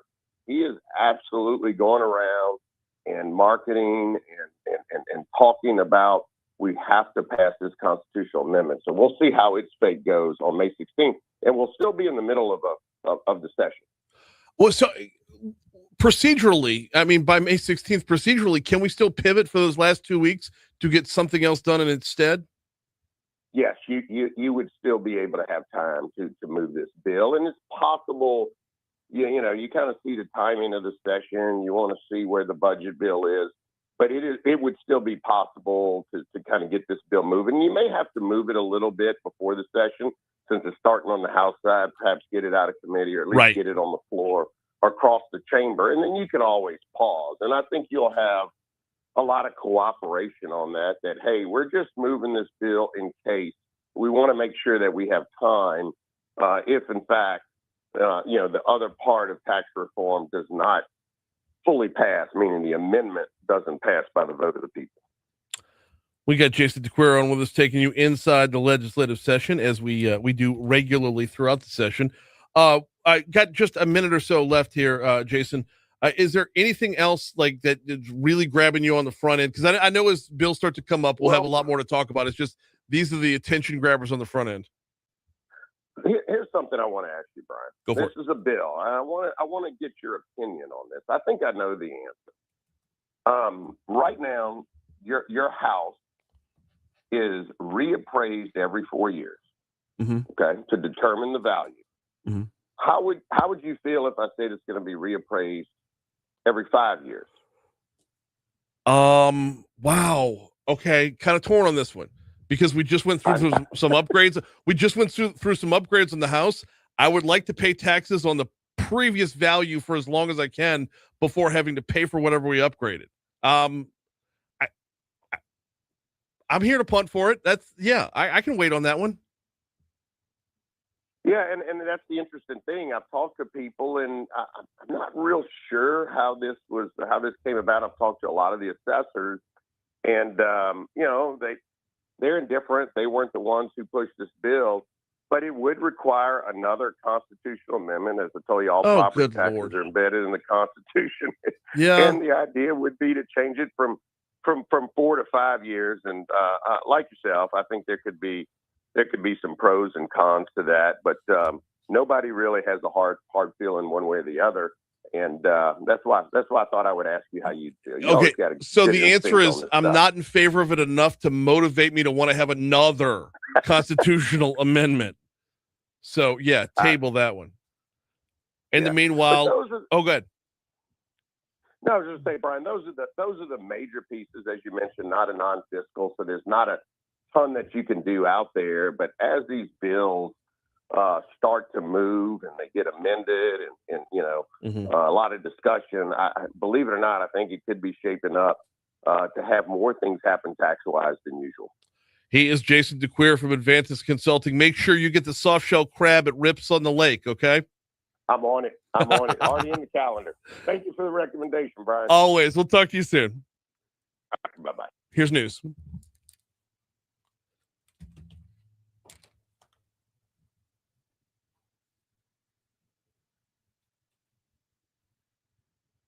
Is news not there? Huh? Interesting. They were cutting out earlier. They were, yeah. No, hey, come to me real quick. My apologies. We heard it at the top of the hour. ABC satellite was cutting out very briefly, so I think it cut out right there. My apologies. We'll hopefully be reconnected with ABC for the top of the next hour. In the meanwhile, here's your local news.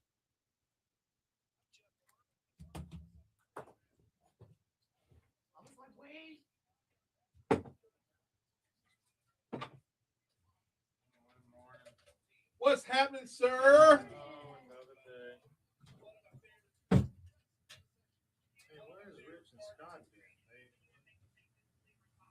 You're kidding, right? No, I have no clue.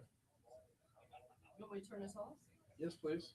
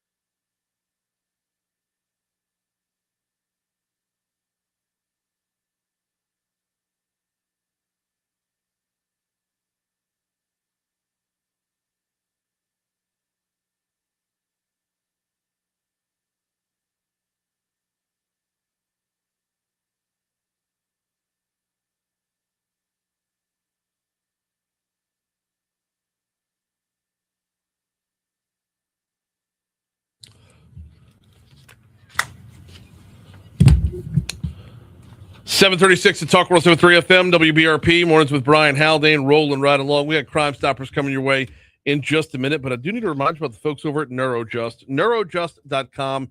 If you or someone you know or love is battling with anxiety or depression, and the sit-down, talk-it-out therapy hadn't been getting it done, or if you know someone who's on the antidepressants and absolutely hates them, they're seeing diminishing returns in their effectiveness. You know, there's prescription drugs out there to enhance the antidepressants.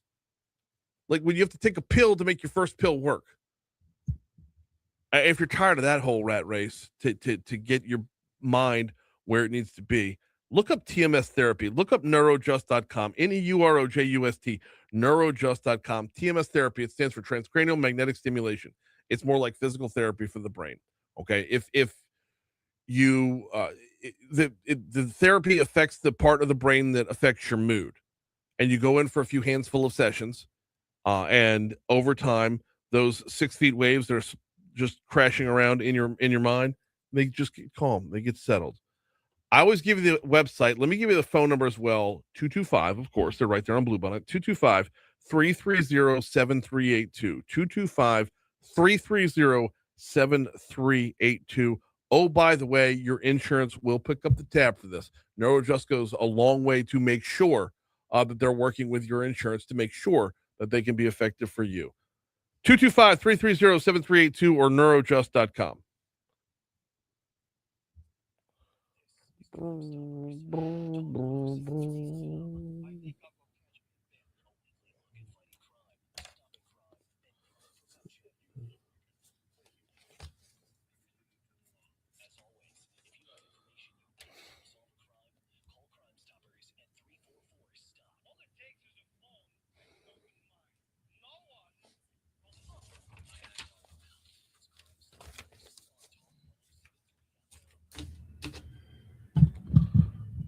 Good morning, Don. Good morning. How are you? I'm fantastic. How about yourself? I'm okay today. I'm glad to hear that no noises were heard prior to coming on the air this morning. What does that mean? Well, last week y'all heard some dinosaur or some crash or something that I didn't hear. Oh, I forgot all about that. Okay. Yeah. I mean, it was serious. How do you forget that?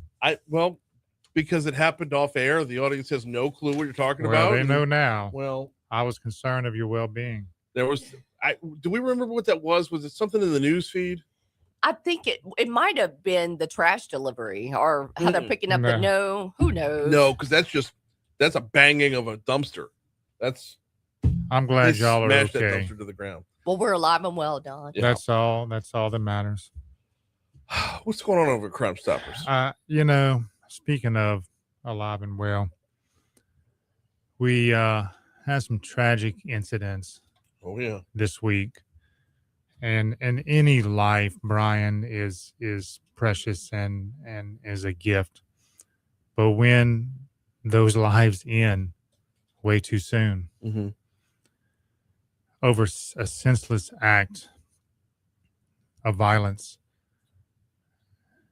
8-year-old believed to be playing was struck by gunfire.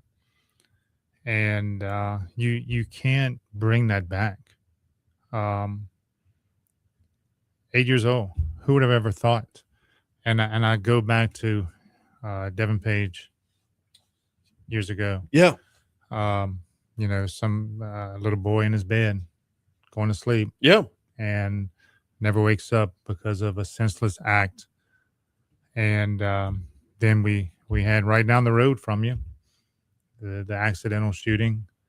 Yeah, that's that one a sad story, a completely different story, a kind of weird story. Sad, and we're not going to get into because these are in open investigations and are still being investigated. But the point of the matter is a life was lost. Yeah, and it just makes it more somber because of the fact of it was a child in both of these recent incidents. Yeah, an 8-year-old and a 10-year-old. And when you say a child, you're not talking about like a 14 or 15-year-old who's walking down the wrong path themselves. You're talking about a child who's nowhere near a path yet. Nowhere near a path. Right. I mean, this had is nothing to do with either to put themselves in the situation to lose a life. Mhm.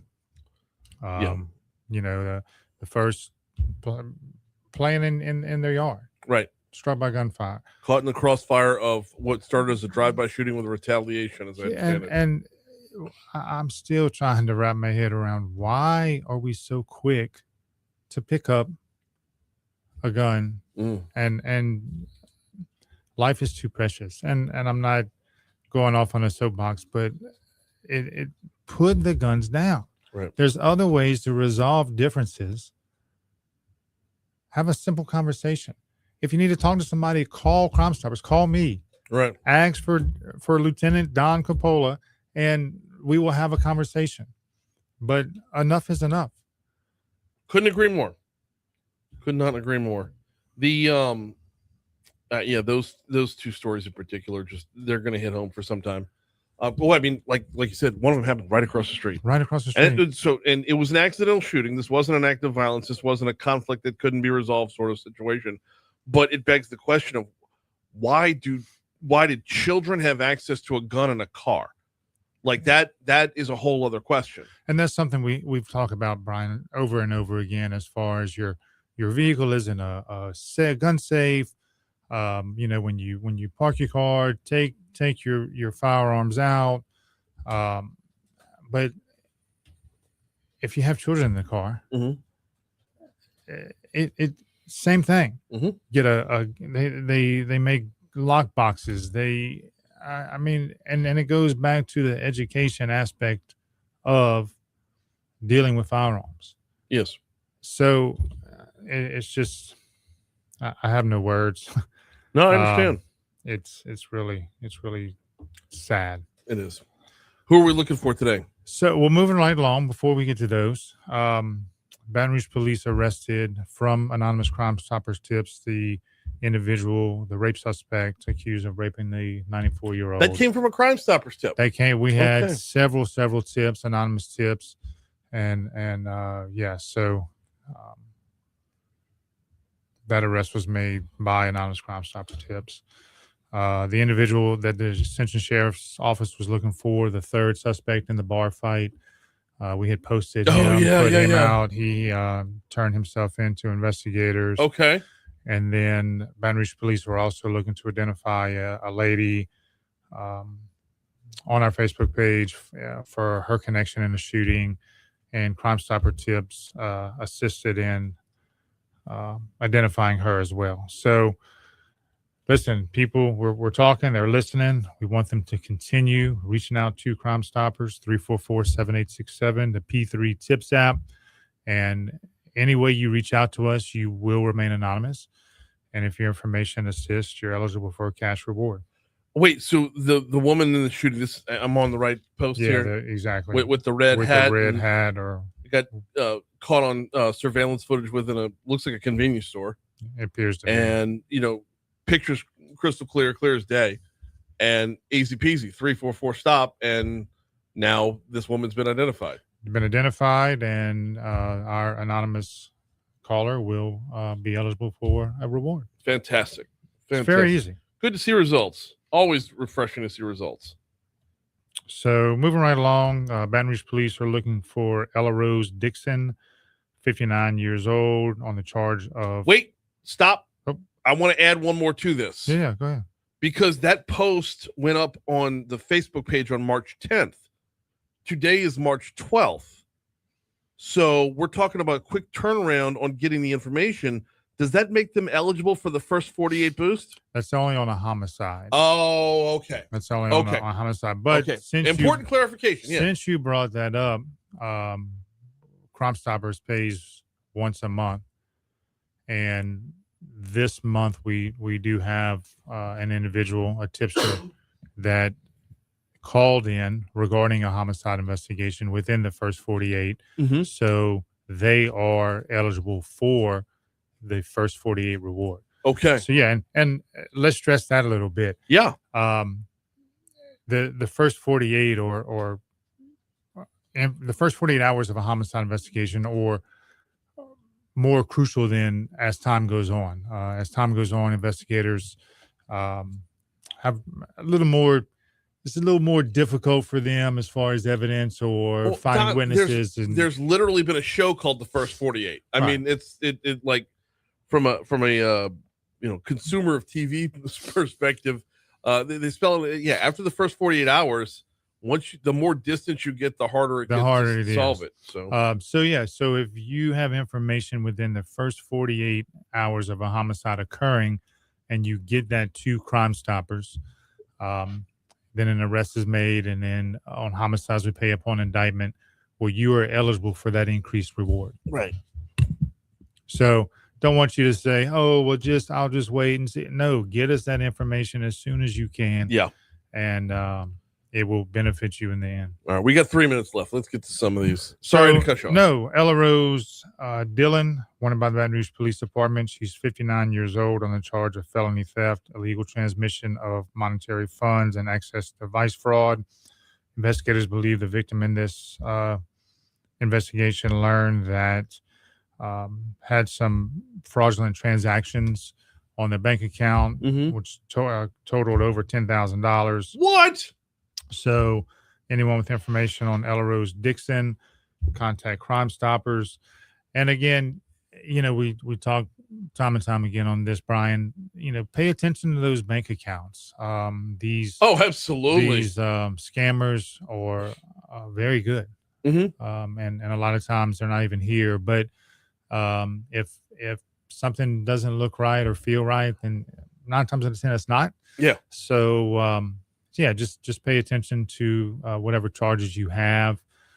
Make sure that the charges that are on your bank statement were actually made by you, and not someone else. Why? So having been a victim of this before, and the way they hit me was $15 to $20 per transaction, multiple transactions per day, just bleeding it down. And over the course of like 3 or 4 days, I didn't notice what was missing, because there was no like, oh, look, somebody just charged you $1,000. Like that never happened. Yeah. It was just small. It was incremental. And then before I know it, I'm like, why do I not have money in my checking account? And those people have already served their time, and I never got my money back. Well, and that's a risk that you take. And like you said, they usually start small. I mean, it's not going to be thousands of dollars you see. And it may be even less than your $15. It may be just a couple dollars here, a couple dollars there. You don't think twice about it. You don't think twice about it. And next thing you know, you're fighting an uphill battle, trying to get these individuals identified and getting your money back. Which sometimes you don't. Which is impossible. 30 seconds left. Give me one more. Stephanie Andrews, 27 years old, wanted by the East Baton Rouge Sheriff's Office on the charge of theft. We spoke about her before. This was the retail store, Bath and Body. Her whereabouts are still unknown. So check out our Facebook page, Capital Region Crimestoppers. And if there's any information you have, you're anonymous. And 344 STOP is the phone number. Always appreciate the time. Thank you, sir. Here's your money now. Who's he? Dom Savino? Yeah. Oh, he's been, well, I guess he. Always heard the girl. Yeah. No, Dom, he's been around for a while. Oh. Yep. You have to get home before 9 o'clock this week. You have to get home before 9 p.m. this week. Oh, it's brutal. Oh, yeah? Yeah. You work too hard, man. You didn't break. Oh, I know I did. As always, thank y'all. My absolute pleasure, sir. So quiet without. I know. It's been weird, to say the least. Oh, boy. Well, if y'all need holler, thank y'all. Bye, John. Have a good weekend. Y'all as well. Tell Michelle I asked about it. I will. I'm going to tell her your mama and them say hi. So, Franz, let's talk about it. Is he in the chat? Yeah, he's in the chat. What happened to BTR, Franz?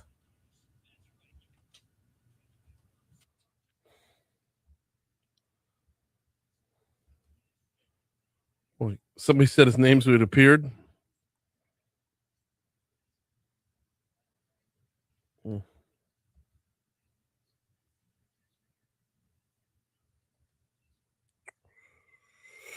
Okay, gotta get that done.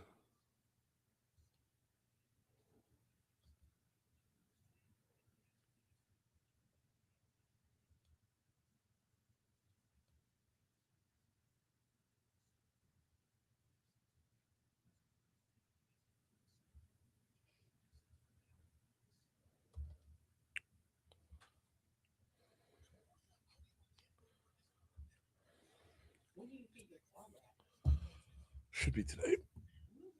I know. Oh, holy cow.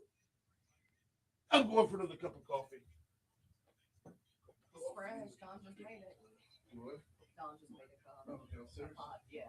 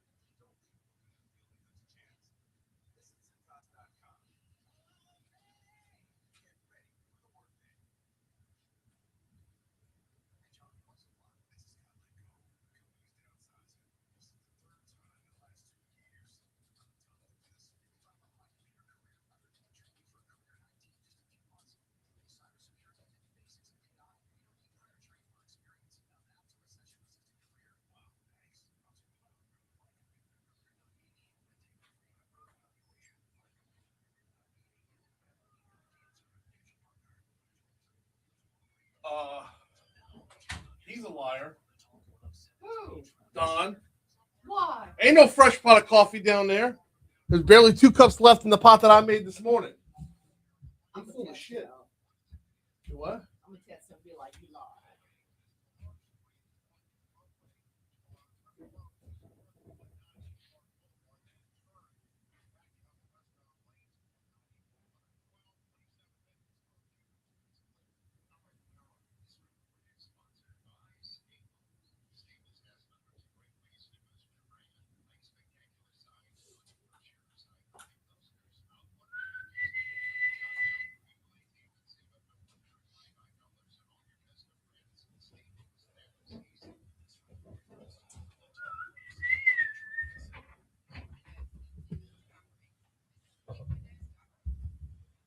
Relief windows.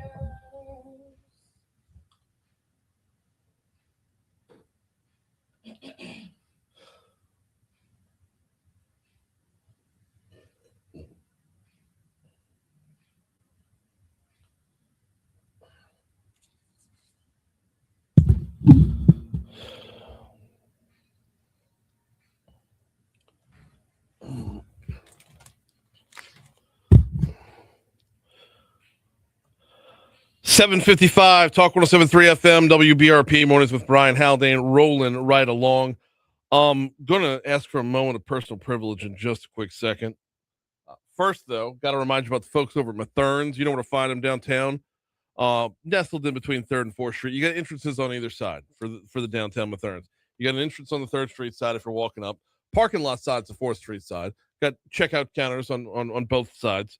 So no matter where you're going, which side you're going in from, you will be able to check out from there as well. Great location downtown. They turned an old bank building into a full service grocery store. Downtown's only full service grocery store. Really, really cool the way the old bank vault became where they became the part with the wine. It's a wine vault at this point. The Third's downtown very, very quickly became a staple downtown. Then you add to it, you got Mathern's on campus right there. The Nicholson Gateway Shopping Center is baseball season and softball season heat up. Mathern's is your home for tailgating for baseball the same way it is for football. Closest grocery store to Tiger Park and or Alec Box Stadium. So as you tailgate for baseball, I know they're on the road this weekend, but as you tailgate for baseball, Mathern's has got you covered. And then they're back in the OG location. Y'all remember the old Kenilworth supermarket? Well, it's now Mathern's at Kenilworth. It was Robert for a while or something else, but Mathern's is back in their old location, or their original location on Highland Road, just west of Kenilworth. The great thing is that all three locations you're going to find, yes, full service grocery stores, yes, unique products, yes, a lot of Louisiana local products, which we'll talk to Mike Strain in our next hour about being a Louisiana certified. They are exactly that. All three locations of Mathern's, but the best part about all of it is the Mathern's rewards app, where you're going to earn cash towards more groceries every time you shop at any of the locations of Mathern's. Need a moment of personal privilege. I'm going to step away from the news for about 2 minutes here to give a big shout out to the Young Entrepreneurs Academy. Last night was pitch night for this cohort of the Young Entrepreneurs Academy. And if you're not familiar with what this is, Young Entrepreneurs Academy, they take a group of high school students every year, and these high school students create their own businesses. Their businesses are live. They are actual business owners. This isn't some exercise like, a youth ledge. The kids go to the Capitol and they'll walk through what representatives and senators do and whatnot. So no, this is playing with live ammo here. They have registered businesses with the Secretary of State's office. And last night was the pitch night where they're looking for $5,000 worth of seed funding. And I got to tell you, I was on hand for it. My good friend Clay Young was emceeing it. He always does a phenomenal job wherever he's at. And we're just bringing up kid after kid after kid, high school kid after high school kid after high school kid, with these new and innovative ideas, young, hungry crop of entrepreneurs that are being really released out into the wild to just really chase after and tackle their dreams. Anybody with any inkling of negativity towards the next generation would do well to follow these kids. It's amazing. The work they put in, the drive that they have, and to see the follow through on it. We're gonna get the I believe it was a brother and sister together, or it was two kids together who won the whole thing, who won the $5,000 or other prize levels as well. We're gonna get them on the show at some point just to tell their story, tell a little bit about their business and whatnot. But just overall kudos to the Young Entrepreneurs Academy. If you are a parent of a high school student and you're interested, and if your kid has that entrepreneurial inkling, that little twinkle in the eye, the want to be their own boss before they even get to college, look up yeabr.org, yeabr.org. Full disclosure, I'm on the steering committee for them, so I get a firsthand look at what they do. But to see the pitch night, which is like a high school version of Shark Tank, to see the pitch night and just the performance that was put on by these kids was absolutely amazing. yeabr.org.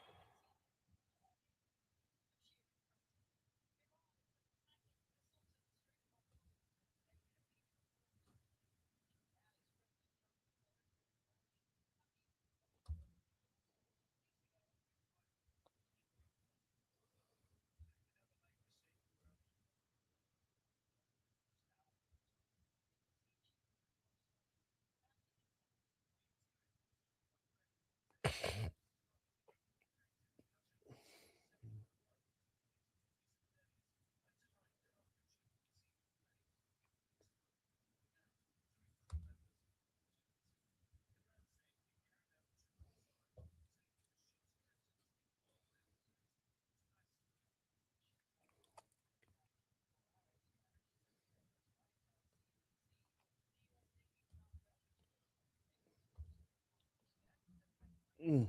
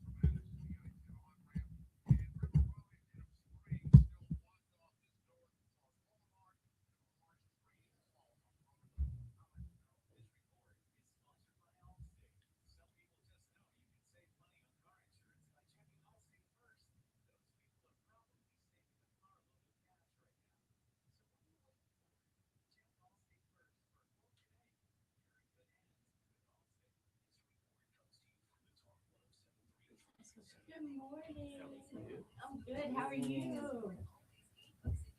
What's up? How are you, sir? Man, I am well. There's a little frost on the pumpkin. I had to put my hat on. Yep. What's gonna be colder tomorrow morning? That's okay. That's okay. Maybe it'll stump my grass a little bit. That's what I was banking on. I told my lawn. So I It came back with a passion. I know. That storm last night. My word. Oh, my goodness. Well, it's got power knocked out all over in the North Shore right now. Really? Yeah. Well, of course, according to Tom Tucker, my friend. Yeah, Tangible Parish was probably Miller Nurse. Robbie Miller's going to have his hands full for quite a while. I understand this Smitty stuff is going to get worse. Yeah. They're Well, like, yeah. Well, listen, how you say the rest of the story? yeah. Yeah. Well, there's still chemicals going into the water. It's not diminishing. There's never a containment levee built around Smitty's. Yeah. Right? Yeah. Right. Never. So runoff is just runoff. So basically, every time it rains, you're going to get a refresh of everything that was still sitting there. Normally, there's a containment levee, and then there's a place where the water goes. Right. Yeah. Like a buffer reservoir. Yes. Yeah. Correct. That can be then pumped out. 806 Talk 107.3 FM WBRP. Mornings with Brian Haldane, rolling right along. We got a lot of ground to cover yet, y'all. We are nowhere near done, and we've got, an hour to go? We got work to do. That's right. Ag Commissioner Dr. Mike Strain in the house. He will be joining us in our next segment, which means I need to, first I need to tell you about 5 Star Printing and Signs. Danny and his team over at 5 Star Printing and Signs. We have 6 more election dates on the calendar this year. That's so stupid. We have 6 more election dates on the calendar this year. Now, we might not need all 6. It's possible that we might go where, let's see, Saturday is election day. Before you put on your green and head out to the parade, make sure you stop by to vote if you haven't already early voted. But in state Representative District 69, That's right. you've got a race between 4 people going on, and that's going to happen on Saturday. I'm sure turnout will be abysmal because it is the St. Patrick's Day parade. So reminder, get out and vote in House District 69. And as you see the signs around the 69th district, know that at least one of those candidates went to 5 Star Printing and Signs to get his campaign stuff done. The yard signs, the brochures, the mailers, the Danny and his team over at 5 Star, they'll collaborate with you to work together to make sure your campaign message gets out and make sure your campaign stands out. Don't just be background noise. If you're out of sight, you're out of mind. In a political campaign, you can't afford to do that. Right. And when we have 6 potential election dates still on the calendar, now more than ever, no matter what you're running for, make sure you're hitting up 5 Star Printing and Signs to collab, to work together, to make sure that your campaign message gets out. 271-4096 is the phone number. Don't even need to tell you it's 225 because he is local. 271-4096 or printshop5.com. All right, time for This Day in History. We need more election days. We need more elections. Yes. I'm being facetious here. Huh? I said we need more elections. I'm being facetious.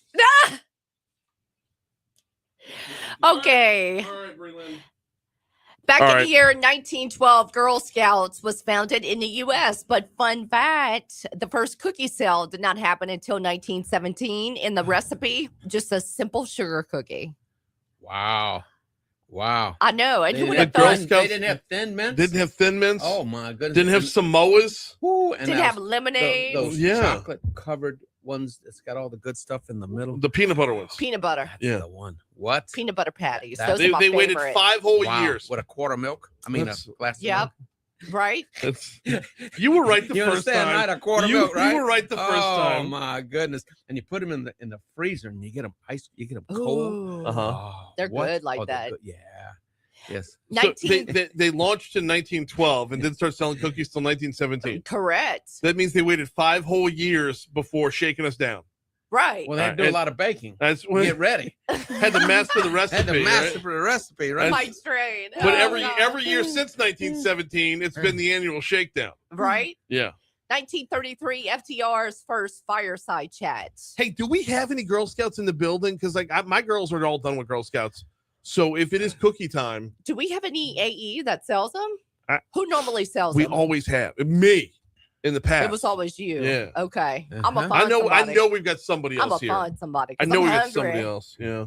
All right. So, 1933 was FDR's first fireside chat directly addressing during the Great Depression, Mm-hmm. the Americans, or us Americans. Uh-huh. Let's see. 1947, President Harry S. Truman asked Congress to for aid to Greece and Turkey. Historians often mark this as the start of the Cold War. Okay. Okay, let's see. 1968, oil was discovered in Alaska for the first time. 68? 68. Oh, wow. That wasn't that long. Yeah. No. 1974. So here's a reminder that companies sometimes mess with a good thing and the public revolts. Coca-Cola Company introduced Coca-Cola Life. It was a new formula with different sweeteners and packaging. When was this? Customers hated it. 1974. They said, I want my Coke back. I want my this real was Coke. the precursor to Diet Coke. Yes. Okay. Yeah. People weren't having it. Okay. Yeah. 1980, John Wayne Gacy was convicted. In 1993, the storm of the century shuts down the Gulf Coast. So Florida saw blizzard conditions. It was a storm so big that it made Florida look like Minnesota for a weekend. Okay. And in 2009, Bertie Madoff pleads guilty. Yep. What else you got, No, Brian? that's it. I'm stuck on birthdays. So Okay. Birthdays. James Taylor, mhm. you've got a friend. Was born in 1948 today. Mitt Romney, 1947 was when he was born. Who else you got, Brian? Aaron Eckhart, actor Aaron Eckhart is 58 years old today. And also on the birthday front, we had Liza Minnelli in there. Okay. Jack Kerouac. You said Mitt Romney, right? Yep. Yeah. Yep. That's what I got. All right. Notable deaths. Anne Frank. That's the only person I have. Oh, okay. Yeah, passed away in 1945. All right. And keeping it on the Girl Scout cookie story. Guess what today is? National Girl Scout Day. Oh, cookie time, right? Oh, I'm Because they need a cookie time. day. Because they need a day. Awesome. Yes. Oh, yes. Absolutely. They do not need a day. Hey, you know who died on this day? Dick Fosbury. Dick Fosbury died on this day in 2023. Okay. Yeah. Any clue who he is? No, that's Okay. why I'm looking at you. All Who right. is he, Brian? High jumper. You know when you go to high jump, you go backwards over it. That's called the Fosbury really? flop. He's the first Wow. one that I've went heard over of the backwards. term. Yeah. Wow. Yeah. High jumper Dick Fosbury died on this day Okay. in 2023. You always learn Wow. something new on Mornings with Brian I'm Haldane. telling you. And that's something. Also Woody Hayes died on this day in 1987, and he punched a player. Oh, Yeah. kind of like Mike Tyson. No. He was a coach. Oh, Woody okay. Hayes- Woody Hayes coach. was, I believe, he's Ohio State's coach. Did that kind of end his career? Yeah. Yeah. You punch a player, you're Yeah. probably done. Yeah. So, yep. All right, Wow. that's all I got. Wow. Hey, before we break though, squeeze one more in here because I know things are gonna go sideways Let's very do soon. it. All right. Want to remind you about You hear that? I know. He blames you. got- He he blames blames me, you. right? Yes. Come on, Uh-huh. Brian. Got to remind you Yeah. about One Bath and Closets. Spell it out, ONE. OneBathAndClosets.com is where we're going to find them online. Late last year, Christy and I decided our Christmas present to each other was going to be a new bathroom, and the only rare we have is waiting that long to get it done. Our house was built in '64, so the styles and the trends back then are not what they are today. The wants and needs of a bathroom are completely different today. David and his team rolled into the house. We walked through what our possibilities were with the dimensions and square footage. He's got to work in an existing space, right? And on top of that, where we wanted to go from there. And with that collaboration, he got to work. Could not be happier with the results. And that's just the master bath. I mean, looking forward to having him back out again to do the kids' bathroom eventually as well. If you find that your house is getting a little bit dated, if you don't have the room in your closets that you need, hit up onebathandclosets.com or call 400-8005 for One Bath and Closets. We'll build a warehouse. Yeah. More stuff in it, right? Right? No matter how big it is, you fill it up. And then your family decides, oh, I can store my stuff in your warehouse, right? You got room. Oh, yes. Charge them like a mini storage. Yeah, right. Yeah, right. Yeah. I'll just go build another warehouse. Yeah, y'all have that one. I'm gonna build another one. Right. Yeah. Well, they'll fill that up too. Oh, of course. At a certain point, like you got to go clean them up. Yeah. At a certain point, we have to realize we have too much shit. Oh, because we always accumulate it's more. all shit, right? We always accumulate more stuff. Yeah. Right. Yeah. Right. But that doesn't count for antique tractors. That doesn't count, right? No, because okay. So I mean, because but that's a collection. Preserve history. Right. That's right. Yeah. And it's a thing. Here's the question, though, Brian: who accumulates the most shit? Is it you or Chrissy? Like, who's the hoarder typically? Previously, it would have been me. By square feet. Now we're or pretty stuff? much on par. Damn, so y'all both collect shit. By No. square. Yeah. I've downgraded a great deal. I used to be not a hoarder, but definitely a pack rat, and I have cut loose. Oh, for sure. I'm like, it's in the attic. It's not hurting anything. Just leave it there. Yeah, and do you hear the boards creaking? Nah. Creak? No, never hear the boards creaking. So you got to go check out the attic. We'll see what's up there, right? The house we moved into was one of the first houses built in Baton Rouge, and when the people passed away, when the older couple passed away, the next generation and the generation after that, they were cleaning out the house. You want to talk about construction dumpster after construction dumpster? It took 5 construction dumpsters to empty the attic. Yeah. And it was all I mean, we're talking like report cards from grade school, newspapers from the 60s. Just, yeah. People Actually, used you to never might throw anything away. You might know the family. You remember Timmy Teeple? Yes. That was Yeah, I work know with Timmy. Jendel. Yeah. It was his grandparents' house. Really? That's where Kristen and I live. Yeah. Wow. So yeah. Wow. Small Wow. one. Uh-huh. All right. 817 Talk 107.3 FM WBRP. Mornings with Brian Haldane, rolling right along. You know how we do once a month. It is time for Farm to Studio.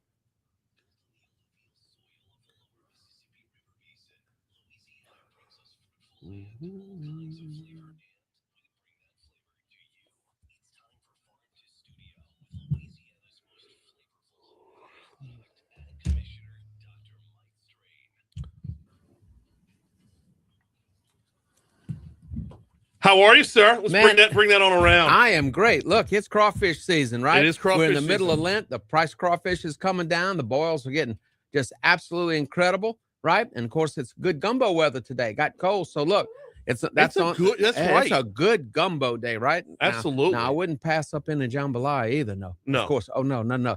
But gumbo with some nice crabs, some oysters in there. Mhm. You can put some shrimp or some crawfish in there. Real nice. Kind of a dark blue and some white rice. I gotta ask you about the gumbo because I think gumbo is awesome, but it also is very time consuming. Yes. And I know Louisianans can be picky, even snobbish. I have found a couple of like gumbo pre-prepared, like the gumbo in a bag.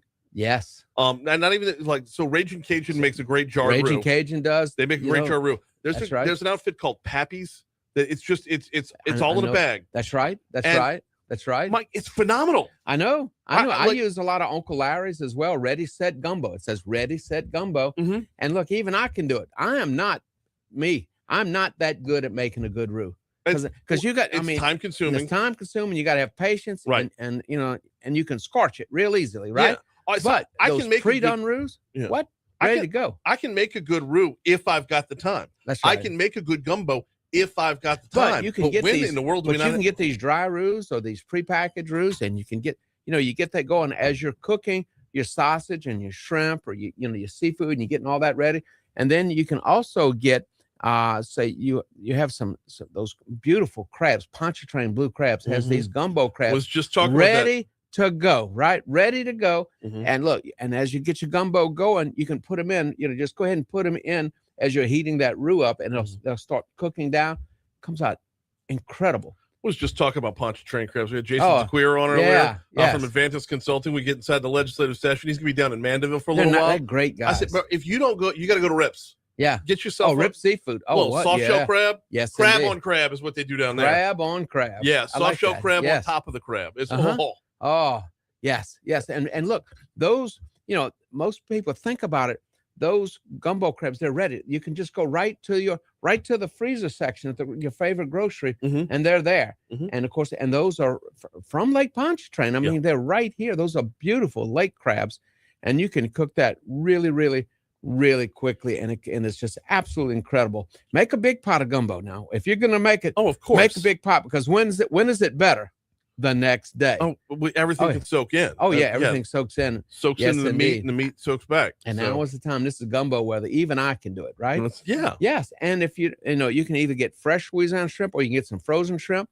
You can get the frozen Louisiana shrimp, certified Louisiana shrimp, and you drop those in there, because you don't want to overcook your shrimp.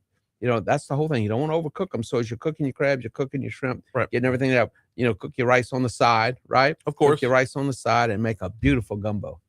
Absolutely love that. And then, we did get the nice little blast of weather last night. God, what a violent storm last night. It was tough. And it's on the heels of another one over the past weekend, where was it, like all Saturday night, all Sunday morning. It was just a deluge. Well, the good news is my wife did not call this morning and tell me I got to come home, take the tractor and clear the road to the farm so she can get to work. Well, that's good. That's always a plus. As always a plus. But, so I keep that John Deere ready with the grapples and the chainsaws in case I can't get into the farm, because, it's a pretty long drive. And then I'll have to go and do the same thing to my mother's, and her road is much longer. Okay. I mean, we live like a mile off the main road there on that farm. And of course, there's, old pine trees everywhere. And sometimes you got to, quote, go clear the road. Right. And when these storms, and especially with the weather patterns we've been having, there are a lot of storms and a lot of damaged trees and dead trees. What I tell everybody, now is the time to call the licensed arborist. Yeah. Don't get out there with a tractor or a chainsaw and try to do it yourself. If you're going to, don't be dropping those trees. I see that. I may or may not have a tree in my yard that I need to take care of. I have not done it yet, and I know I need to. And well, think about your house. I know. Think about what your wife's going to say when you drop the tree through the house, right? Go ahead and get it done, and get a licensed arborist, come out there and get it done right. Now, I know, but as a guy, you got the want. You've got the want to. Well, it's one thing if they're under 6 inches and it's your house. That's one thing. Yeah. But when they get up there, 12, 18, 24 inches, don't do it. 24 feet. No, I'm talking about in diameter. Okay. Yeah. I thought you were talking about those height. Are bushes. Yeah. I thought you were talking about height. No. Because many persons say, man, I wish I'd call that arborist after the fact, right? But the other thing, those dead trees, if there's a dead tree, don't push it with your tractor or backhoe, because what's going to happen? You're pushing it, the top will break off, and then which way is it coming? It's coming back on you. It's falling backwards. That's right. That's right. And that can be lethal, right? Well, so again, I know we digressed. I probably wasn't going to talk about that. But, no. Well, it's part of it, because oftentimes what happens, especially around this time of year, after the storms roll through, the mosquitoes get crazy. Oh, they're coming. They're coming because now we're going into prime mosquito weather. When it's wet, you've got standing water, it warms up, and we have to be cognizant of that, because what comes along with the mosquitoes? What comes first? Mosquitoes, and then what? West Nile, St. Louis, which we've been without for some time. We see like one case or 2 cases per year. But the nature of those diseases is that they are cyclical, they cycle. Right. So what happens is that when you have very few cases, that means there's a background immunity in the wild, in the reservoir host. Now, after a period of years, that immunity goes away, and then the next wave of virus comes back. And when you have the weather conditions, then you have a big upsurge in the virus. Now, our mosquito control districts, they do an incredible job. Yeah. Controlling the mosquitoes. Most of the time, the mosquito population in an area under control is less than 1% of what it would be, less than 1%. They also do testing in the environment for the viruses, so we know where it's at. And then, of course, when we have a spillover, that's what we call that, a spillover, when it leaves the animal kingdom and gets into the human world, right? And so we watch it on the veterinary side, and also looking at on the viral side and mosquito control side to keep it from coming. But it's going to be there. It's not going to go away, because we vaccinated our horses for West Nile, but not our people, right? Right. Vaccinated our horses for encephalitis, but not our people. So the human way is non-exposure. Yeah. For horses, we decrease exposure, but also they are vaccinated, but the virus is still out there. And Commissioner Dr. Mike Strain's in the house. We call it Farm to Studio. We do this roughly once a month. We always appreciate the commissioner stopping by. I got a bone to pick with you, by the way. What did I do lately? You're eating on my airtime on Tuesday. On Tuesday. What was I doing? doing? I'll say every Tuesday from 4:20 until 5 p.m. Yes. I'm on with Corey Johnson. Oh Lord, really? And Corey texted me before, like right before. He's like, I get Commissioner Strain on. Yes. So I was like, yeah, of course, run with that for sure. Absolutely. So well, I mean, I understand. Well, look, Robbie Miller and Tangible Hope Parish bumped me early this morning on WWL, so that makes it fair, right? That's a trade. That's a trade-off. Yeah, for okay, sure. that's a trade. Well, yes. Robbie's got his hands full right now. But what did you talk with Corey about? I don't remember. Okay, you have to tell me.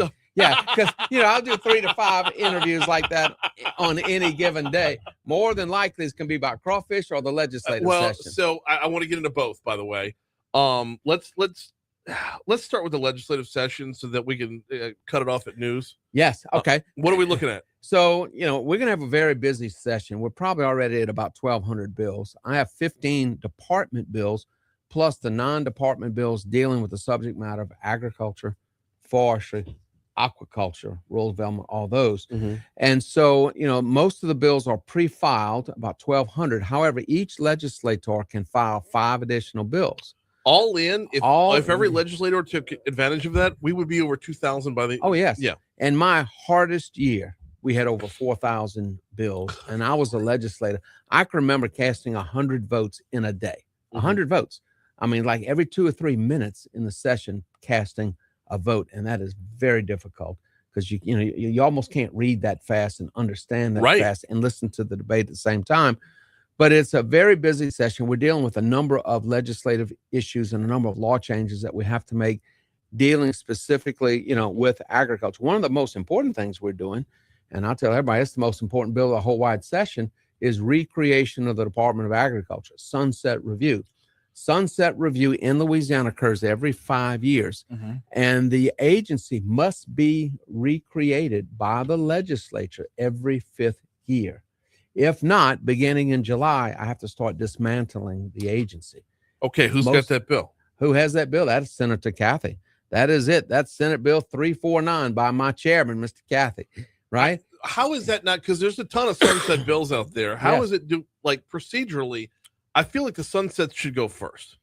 Well, just get it done, get it over with. Let's re-up what we need to re-up. So that is going to be the first bill heard. It's going to be Tuesday. It's going to be in Senate committee. Okay. So we will do sunset bill, and then I will do a general overview of agriculture. So before the House and Senate independent committees, I will do a presentation generally on their first meeting after they do, after they go ahead and vote in, all the procedures that talks about the state of the state and the state of the nation, the state of the world in agriculture. So I'll go ahead and outline everything. And then on the Senate side, the bill starts in the Senate sunset review, and we will go through that. And under the law, there's many different things that have already been submitted to the committee to study. Look at so it's a very involved process. But then there will be legislation to recreate the Department of Ag, and from that, has an agency never been not recreated? Yes. Several years back, they did not pass initially to recreate the Department of Transportation. Really? Absolutely. And then, but we have a Department of Transportation. Yes, because it was reorganized. Okay. So you go into a reorganization and you have to re-up everything. And normally that's done within the session. We've never terminated an agency that had to be kept. Now, we have eliminated agencies before. You think about where was it the state commissioner of the one that maintained the voting machines and all that was, remember, Susie Terrell was commissioner of that. A number of different entities were eliminated over time. Well, she eliminated her own job. Well, yeah. She did. Yeah. She did. She said, this isn't necessary. That's going to Secretary of State. That. Yep. And so there was, at one time there was an elected Department of Education, right? It was an elected. That was an elected post? Initially it was, yes. Then it became appointed. So can it occur? Yes. And so, but the purpose of this is for everyone to do a comprehensive review, look at the agency, and then make any revisions. As my agency is very large and very complicated.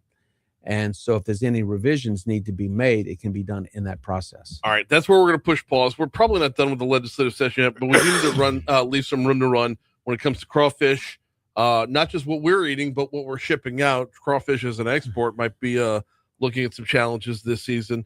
We got Ag Commissioner Dr. Mike Strain in with us. We call it Farm to Studio, do it roughly once a month. We got news coming up, though. We'll start with ABC News, then local news, traffic, weather. Dr. Strain's in the house with us for the rest of the show. We will continue next right here on Talk 107.3 FM.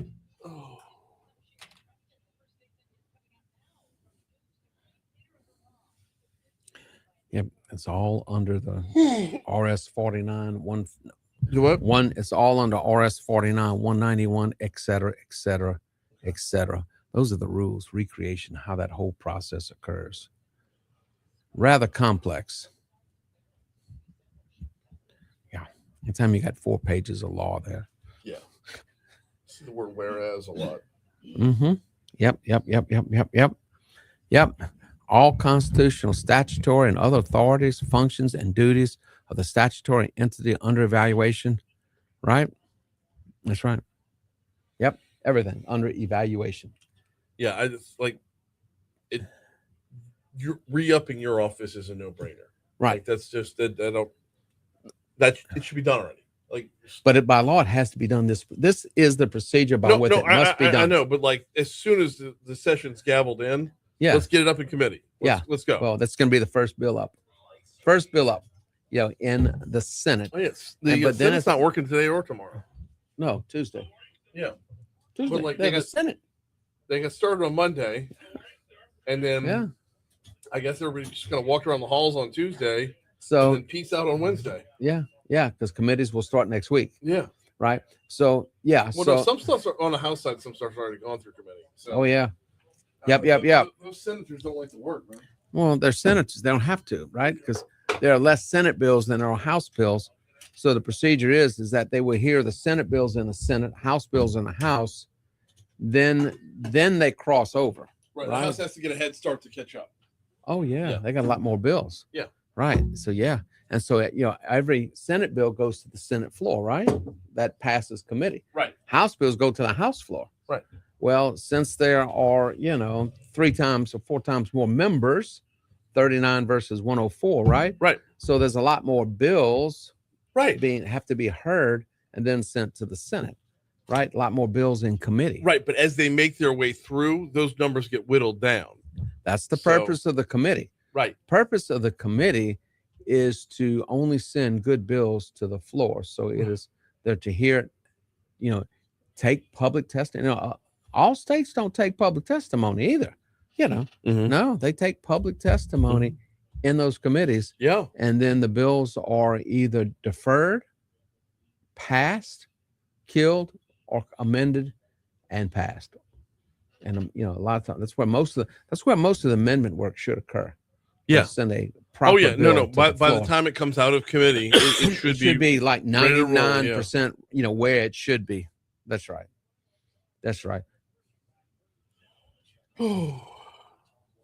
I've yet to be home before 9 o'clock any night this week. I'm fading. I understand. That's look, no, I understand. Was it last night? No, night before last. I left the office. I had to try to get home, right? Get to my other office. Yeah. I left at 5:30. You know what time I got home? 8:30. 2 wrecks on the interstate. Gross. Yes. Yeah, Monday night. I forget what I had Monday night. I had some stuff going on Monday wrapped around the legislative session. Right. Like those receptions that they have afterwards. Tuesday was Lamoga's reception. That's and right. Louisiana Travel Association. Went to both of those. I'm not going to miss Wayne Toops. I mean, that's duh. So, and then last night I'm on the steering committee for the Young Entrepreneurs Academy. Yes, I've been listening to that. Wow, that's pretty incredible. Yeah, these kids are awesome. That's good. And they gave their pitches, and it was good. It was really that's really wonderful. Good. So, but that's good. By this time of the week, I'm just like dead to the world. Yes. And I've got something going on tonight, and for the life of me, I can't remember what it is. See? I didn't put it on my calendar. See? Yeah. Right? Yeah. And you're younger than me, I think. I hope. Anyway. So you shouldn't be having those moments, right? No, I shouldn't. Yep. Or legislative session when it's rocking and rolling, right? So it's fun. We normally, because I have an office in the Capitol too, right? on the third. I have office in the third floor. I don't know why I I have thought a legislative office. My main office is Florida Boulevard. right? Yeah. But I have a legislative office in the Capitol. Okay. And when everything's in motion, we have to move in because we have to be there at a moment's notice. And we're watching all the bills, and we're working from that floor. And legislators come up to the office, and I go down. And so either one, if it's something in a committee I'm not expecting that day, right? They'll either call me on the phone and say, "Can you come down here to testify and give expert witness?" Or they'll just look up because they know I'm watching and just wave on the camera. That means come on down, come on down. It's time, right? So so we do a lot of that, but again, we're watching all the committees because what we deal with, you have the House and Senate Ag Committee, yes, but you also have Natural Resource Committee, Health and Welfare Committee, so it can be in many other committees. And then of course you have to watch the finance committees too. Oh, well, yeah. Finance appropriations. That's right. Ways and Means. Right. Yeah. Ways and Means. That's liable this year, huh? Yeah. Yeah. You got to watch Ways and Means now. Got to make sure every tax policy stays in its proper form. Right. Yes. Right? Thou shalt not tax food and agricultural products. No.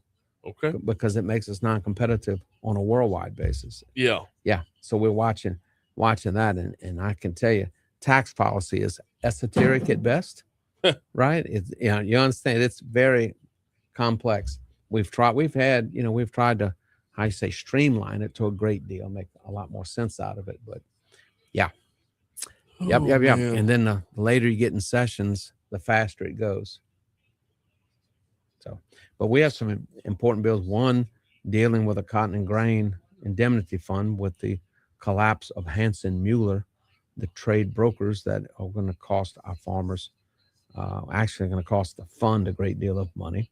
They were brokers and they went from having $1 billion in revenue to last year bankruptcy.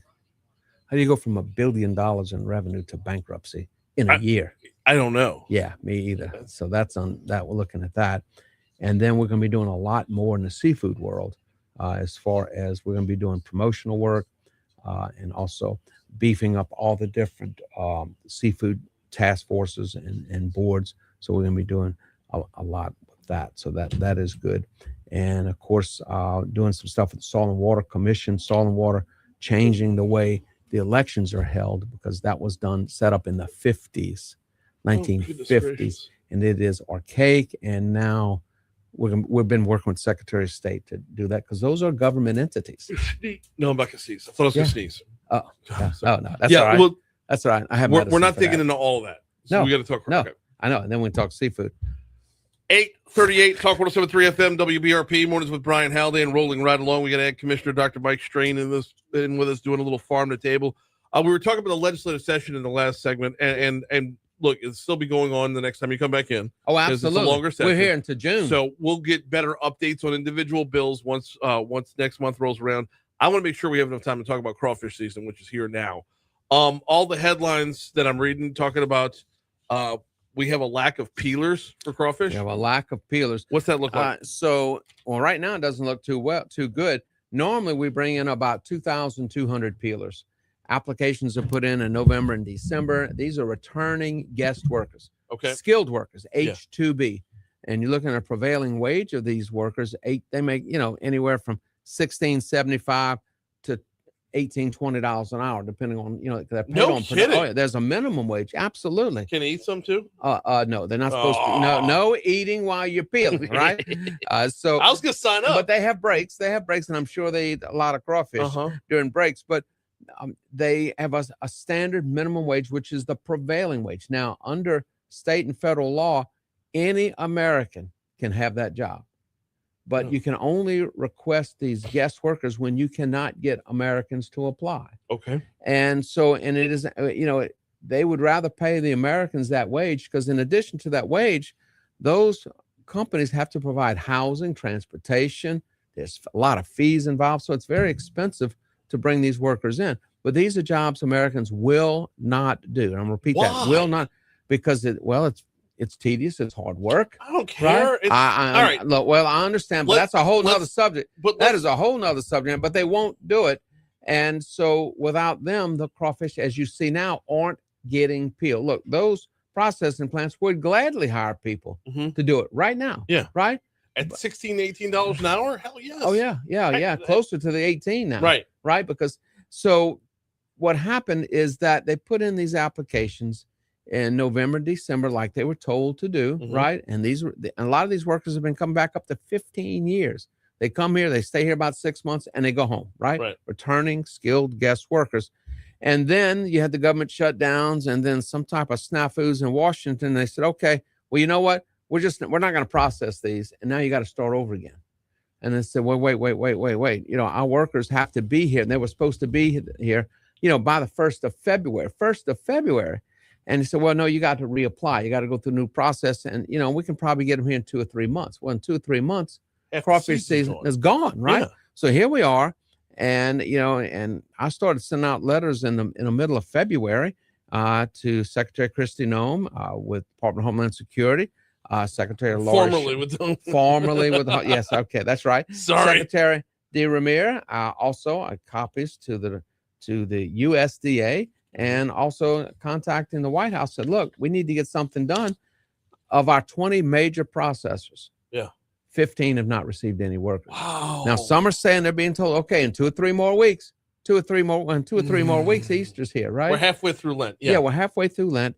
And so these crawfish farmers, and what happens, you know, you're a farmer, you harvest those crawfish, right?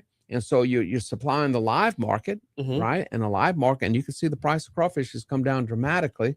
And then the price the farmers received has come down even more dramatically. Yeah. Because the peeling market, I mean, that's about half of that market.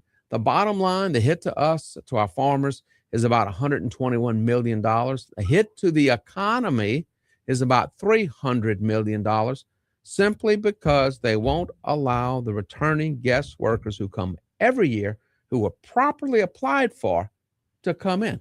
It makes no sense.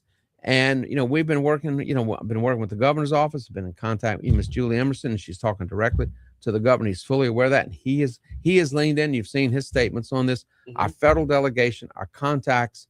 And basically they're saying, well, you know, we're sorry, you know, that this happened, and just going to have to wait for these people to come in. I said, no, this needs to be dealt with now. Yeah. So in January, you know, normally they let in 66,000 workers a year for the entire United States. Now, that's one person per zip code, right? So, yeah. So, and the entire, and these are returning skilled guest workers. If you go overseas and work for an oil company, right, in a foreign country, you're a H-2B type worker. You're a skilled worker, right? Right. Americans work all over the world. So we work there, they work here.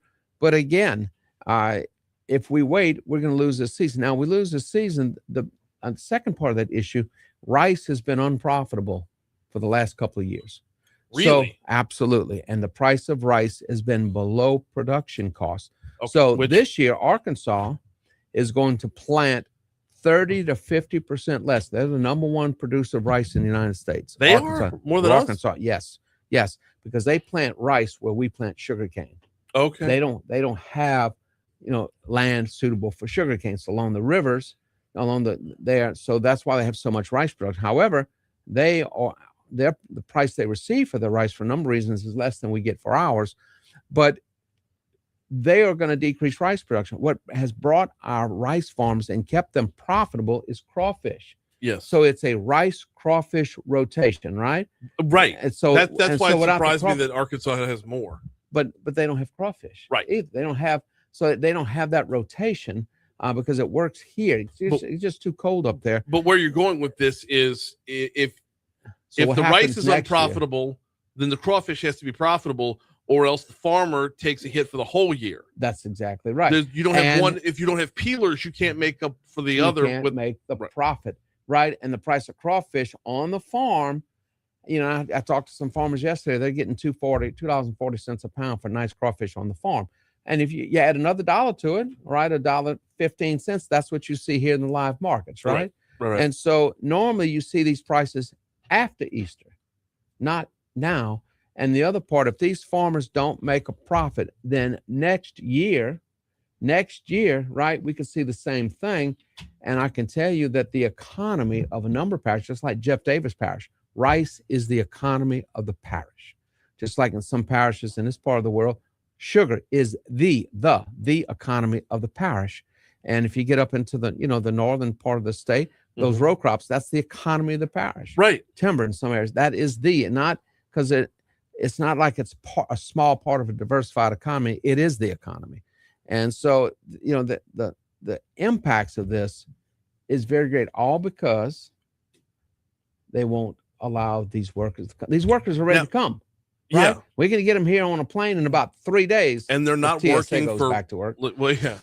They're I know. I had to make you chuckle. Had a half day for work. Had a half a day. Right. Just to wait in line. Just to get on a plane. Oh, so, Lord. but like when we're talking about these workers, we're not talking about bringing in people and paying them so little that it's not. Oh, no. It's just not minimum wage. No. Absolutely. And these are skilled.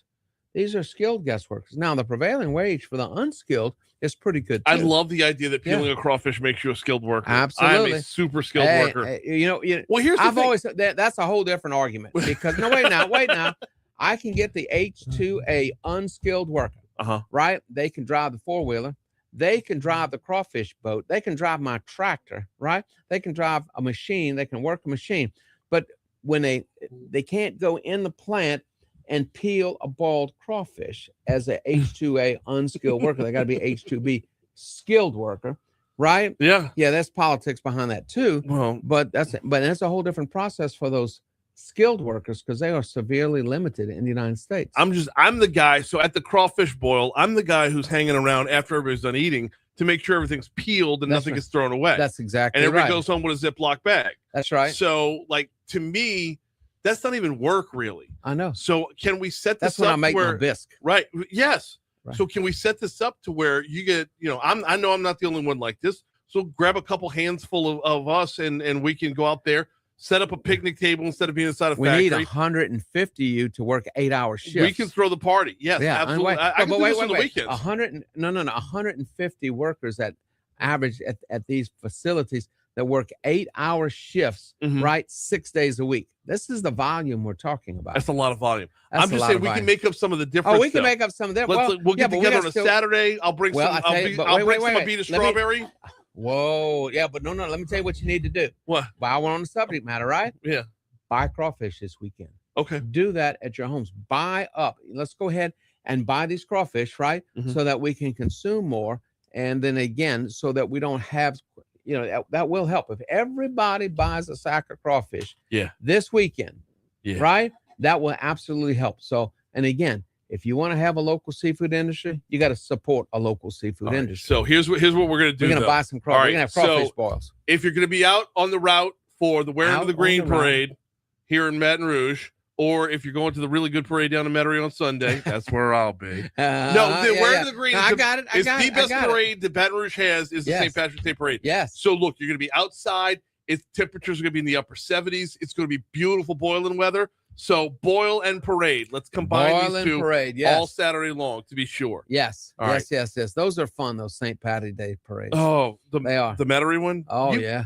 You've been in that one. I haven't been in Metairie. I got to work. We got to get you a St. Grand Bernard Marshal. Parish. I have been in Ponchatoula. And that, you talk unbelievable. The last time I was in Ponchatoula was with my big friend Tank Powell. John Hankel was the Grand Marshal. With his green hat walking down. And he was in a tux and tails. Right? Now you got to think. Now you got to picture John Hankel in the tux and tail with a green hat.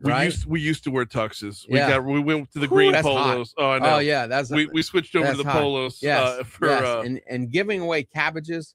And giving away potatoes. That whole parade, the Metairie parade. Yeah. Oh, I come home. We don't have to buy produce for like 3 weeks. I understand. It's amazing. I understand. It's amazing. Yes. All right. We haven't talked strawberries yet. We're going to do that after the break. During the break, I got something fun for you, Dr. Strain. We got Mike Strain in the house with us. We do Farm to Studio roughly every month.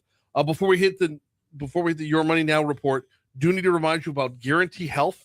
GuaranteeHealth.com is the website if you want to check them out. The tagline is, we're bridging the gap between healthcare and hospitality. And this is why this is the level of importance of this, okay? If you work in a medical office, if you work in an urgent care, a general practitioner, a specialist, whatever the case might be, is the front of house matching the back of house. Is your customer care matching your marketing? Are your records up to date and organized? Learn more at guaranteehealth.com.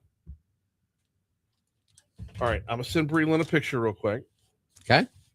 And we're going to put it up on Your the big records screen better here. be good.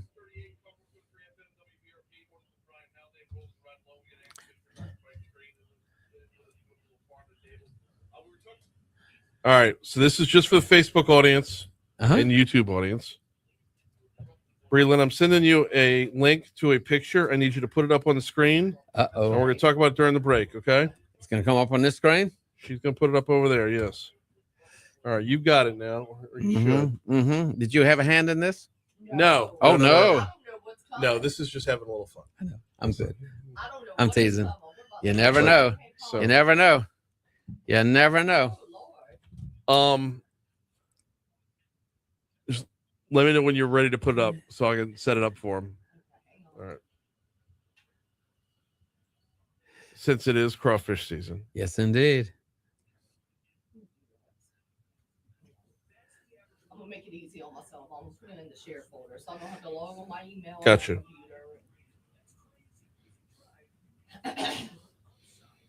Yes. So I want you to think about this. We're in the parade, and Big Tank invites me to come to the parade with him, right? Yeah. He stops, he gets 2 grocery carts, and we fill them up with carts, right? Shopping carts. Yeah.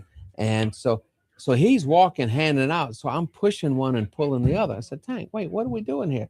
1 cart's for you, 1 cart's for me. But he'd run and pick them up. So we get to the railroad track, right? You know where the railroad track is there in Ponchatoula? Oh, yeah. So right by the old alligator So we cage. jam the wheels in the railroad track. Now the whole parade's trying to go, and we can't get this thing, out. And I said, yeah. Oh, Lord. It got better by the end of the parade because by that time the buggies were empty. Yeah. But they weren't just flush. They were mounded over. Yeah. Mounded over. My good friend Tank. I miss him. Facebook will get caught up as soon as she's able to get that. I hit her with this by surprise. So on Wall Street. Yes, sir. The big bull on Wall Street. Yes. The big bull statue. The big bull, yes. So apparently there's now another statue facing the bull. Is that the bear? No. Oh, look at that. that. How you like that, huh? Uh-huh. Well, he's going to teach that bull a lesson, right? So Ooh, apparently that's a 1 count. That's a lobster, apparently. That's a big crawfish. Well, yeah. So this was on Twitter. On Twitter, it says, does anybody know what's going on with the lobster on Wall Street? Yeah. And LSU retweeted the pic and said, are we sure that's not a crawfish? That's crawfish. To which I responded, I wouldn't put it past Lieutenant Governor Nungesser and Ag Commissioner Dr. Strain to pull off some shenanigans that's like right. this. Well, we will. That's I right. said, like, if that's not right. a crawfish, I'll be damned if that's not a crawfish. Yeah, that's crawfish. Yep. Of course it is, right? Have y'all been up to some shenanigans? We're always up to shenanigans. I mean, right? Is that y'all's call work us the on Wall dynamic Street? duo now, That's, right? I would imagine so. That's right. Tag teaming that, getting the bull's face on Wall Street. I think I can get that one in a pot. What do you think? That's a big old pot. That's a big old pot. It's because, we were at the Rose Bowl together, and it was all about gumbo, and we were celebrating seafood, right? Right. Yes, and we had a great time. Now, California told Billy he could come back. What Me they and tell him you? were both had you got that, right? Right? No, we had a good time, and it was and again, it's all about promotion of seafood. So to reawaken, and like I told committee, Louisiana's love affair with our seafood, right? Right. And that's what you got to do. There you go. Look at that. There you go, Facebook. Looky there. The bull and the crawfish. Yeah. Yep. There's no way that's a lobster. No, of course not. No, because he doesn't have the little rubber things on his claws, right? That's crawfish. Right? That's right. Yeah. So he's naked. That's So that's a crawfish. Mm-hmm. So our ag commissioner and our lieutenant governor have been up to some shenanigans in New York. It looks like some of the bulls my dad had, right? Same attitude. Yeah. Yeah, when you get close. That's speaking of bulls, it looks like I'm finally going to go to a rodeo. Well, good. The big one in the Superdome. What are you going to ride? I'm attending a rodeo. You're gonna attend a rodeo, right? Yeah. You're going to attend a rodeo. This the Hondo rodeo. It's a lot of fun. James, the guy that came on the show. Yeah. I saw him Tuesday night at the LTA party, and I was like, it was just somebody else was looking for tickets to go see. There's a Cody something. Cody Johnson. Cody Johnson. Yeah. And but rodeos have changed.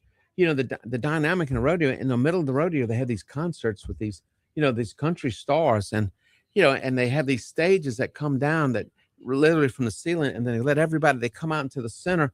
They'll have a mini concert in the middle of that rodeo, and it changed the dynamics. So And the young way this people sounds, love it sounds like the Bayou Country Superfest with a rodeo wrapped around it. Yeah, that's right, and it's incredible. Yes. Yeah. See, yeah, I've seen Kojo.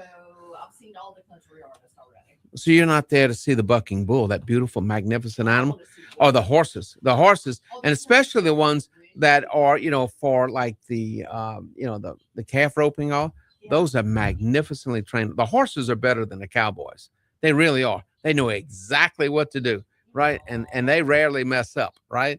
Oh, those horses. No, they are. No. These are very expensive athletes.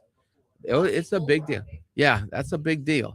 And but look at those magnificent animals, right? And those young ladies that hang on to those barrel racers. My gosh. Oh yeah. Yeah. So, those are like I've heard Formula all the One stories. race cars. I've heard all the right? stories. I've never But been. you'll truly appreciate the level of athleticism. Now at McNeese University, that's the cowboy college. They have a rodeo team, and they are athletes. They start training at 5 a.m. They do weight training. They do athletic training. Yes, indeed. Weight training. Absolutely. Can you think about the strength they got to have to ride that bull, right? Or ride that horse? Yeah, they're athletes. I would imagine so. You get thrown around. We got Ed Commissioner Dr. Mike Strain in the house. We got about 4 minutes left within the show before we're forced to hand off to Moon Griffon. No, he files protest, man. Well, that's okay. That's okay. He and I are friends, right? No, I can bump him off the air. And I keep telling him I'm going to do it, and he just laughs. I said, "Don't be laughing. We'll take your hour too." Right? Well, he's got three. We carry him all 3 hours now. His local hour in Lafayette's not local anymore. It's here in Baton Rouge now too. Wow. So, we're growing Moon. Yes. Well, we can bump him for an hour. I mean, what's he going to do within a week? Well, that's a good question. Yeah, what's he going to do? He's telling the same stories. I know. Well, we can pick on it, but he adds flair to him. Yes, right? he does. He does add flair to him. Yes, he does. Yes, he does. So that's right. One more before we get out of here, Dr. Strain, and that is strawberry season. Yes. How close are we? They are nice. No. I've had some really, really, really nice strawberries. I had some from Liuza's farm last week, and so I brought a flat to the office, and I brought a flat home. Most of them made it home. And then I had some from Frank Fekety's farm in Hungarian Village. We were there when the president of Hungary went to Hungarian settlement, right? And Frank Fekety is right there. And let me tell you, they are magnificent. And they were just sweet. They were just red all the way through and incredible. So you can get some really, really, really nice local strawberries right now. But they are so much better than those imported berries. 1,000 times over. Unbelievable. 1,000 times over. Absolutely. So yes, I've been eating strawberries. And I will have to tell you something on the side. When me and Brother Tank, my running mate in the legislature, used to come, the Governor Foster would call and say, "Look, I need strawberries for lunch tomorrow." And so one day he called us up to the office and he said, "Tank, Michael." Now, when he said Michael, I was in trouble, right? So I go by Mike. "Michael, how many pints are in a flat of strawberries?" I said, "Well, Governor, I don't understand. How many pints are in a flat of strawberries?" I said, this is like, the cane, on the ship, right? And Tank said, "Well, Governor, it's a long way from Ponchatoula to the mansion." He said, "I always notice there's 2 pints missing when they get to the mansion." So, well, yeah, it's a long ride. Me might get hungry. He said, "Okay." That happens. It happens, right? And I can't sit next to Louisiana strawberries and ignore them. Oh, no. The Not when they're difference picked fresh that morning. So we would get them freshly picked in the morning. I would meet up with Tank by 8 o'clock there under the oak tree there in Hammond, where we always met, and we would drive them to the mansion. And then we would go to committee, right? Yeah. Then we always came back for lunch, of course, at the mansion. We used to eat lunch at the mansion quite a lot. And I do miss Mike. He was a lot of fun. He was a great guy, right? Absolutely. Yeah, yes. No, absolutely. Yes. We are just straight up out of time. Don't forget, y'all, Louisiana seafood all Lent long. As crawfish season continues to advance, but then we can start talking about Creole tomatoes on the way. Yes, we can. Yes, we planted a lot of tomatoes on Strain Farm in the last 2 weeks. He is Ag Commissioner Dr. Mike Strain. We always appreciate it, sir. Oh, good stuff. Yep. So yeah, LSU said, "Are you sure that's not a crawfish?" So I was like, "Yo, that's There totally, you go. that's There you totally go. shenanigans going on." Hey, shenanigans are good. Yep. It is good. We have to celebrate our seafood. You know. Yeah. 100%. Uh-huh. Well, you get a little sleep. You know, naps are good, right? That's about to happen. Naps are that's good. happening in about 10 minutes. I understand. It's like he's ready to fall over. I know. Oh, well, I know. Yeah. I It's- only take a nap when I'm driving home. That's I've got cruise control. My That's- Facebook. we'll see y'all. I had a friend that would literally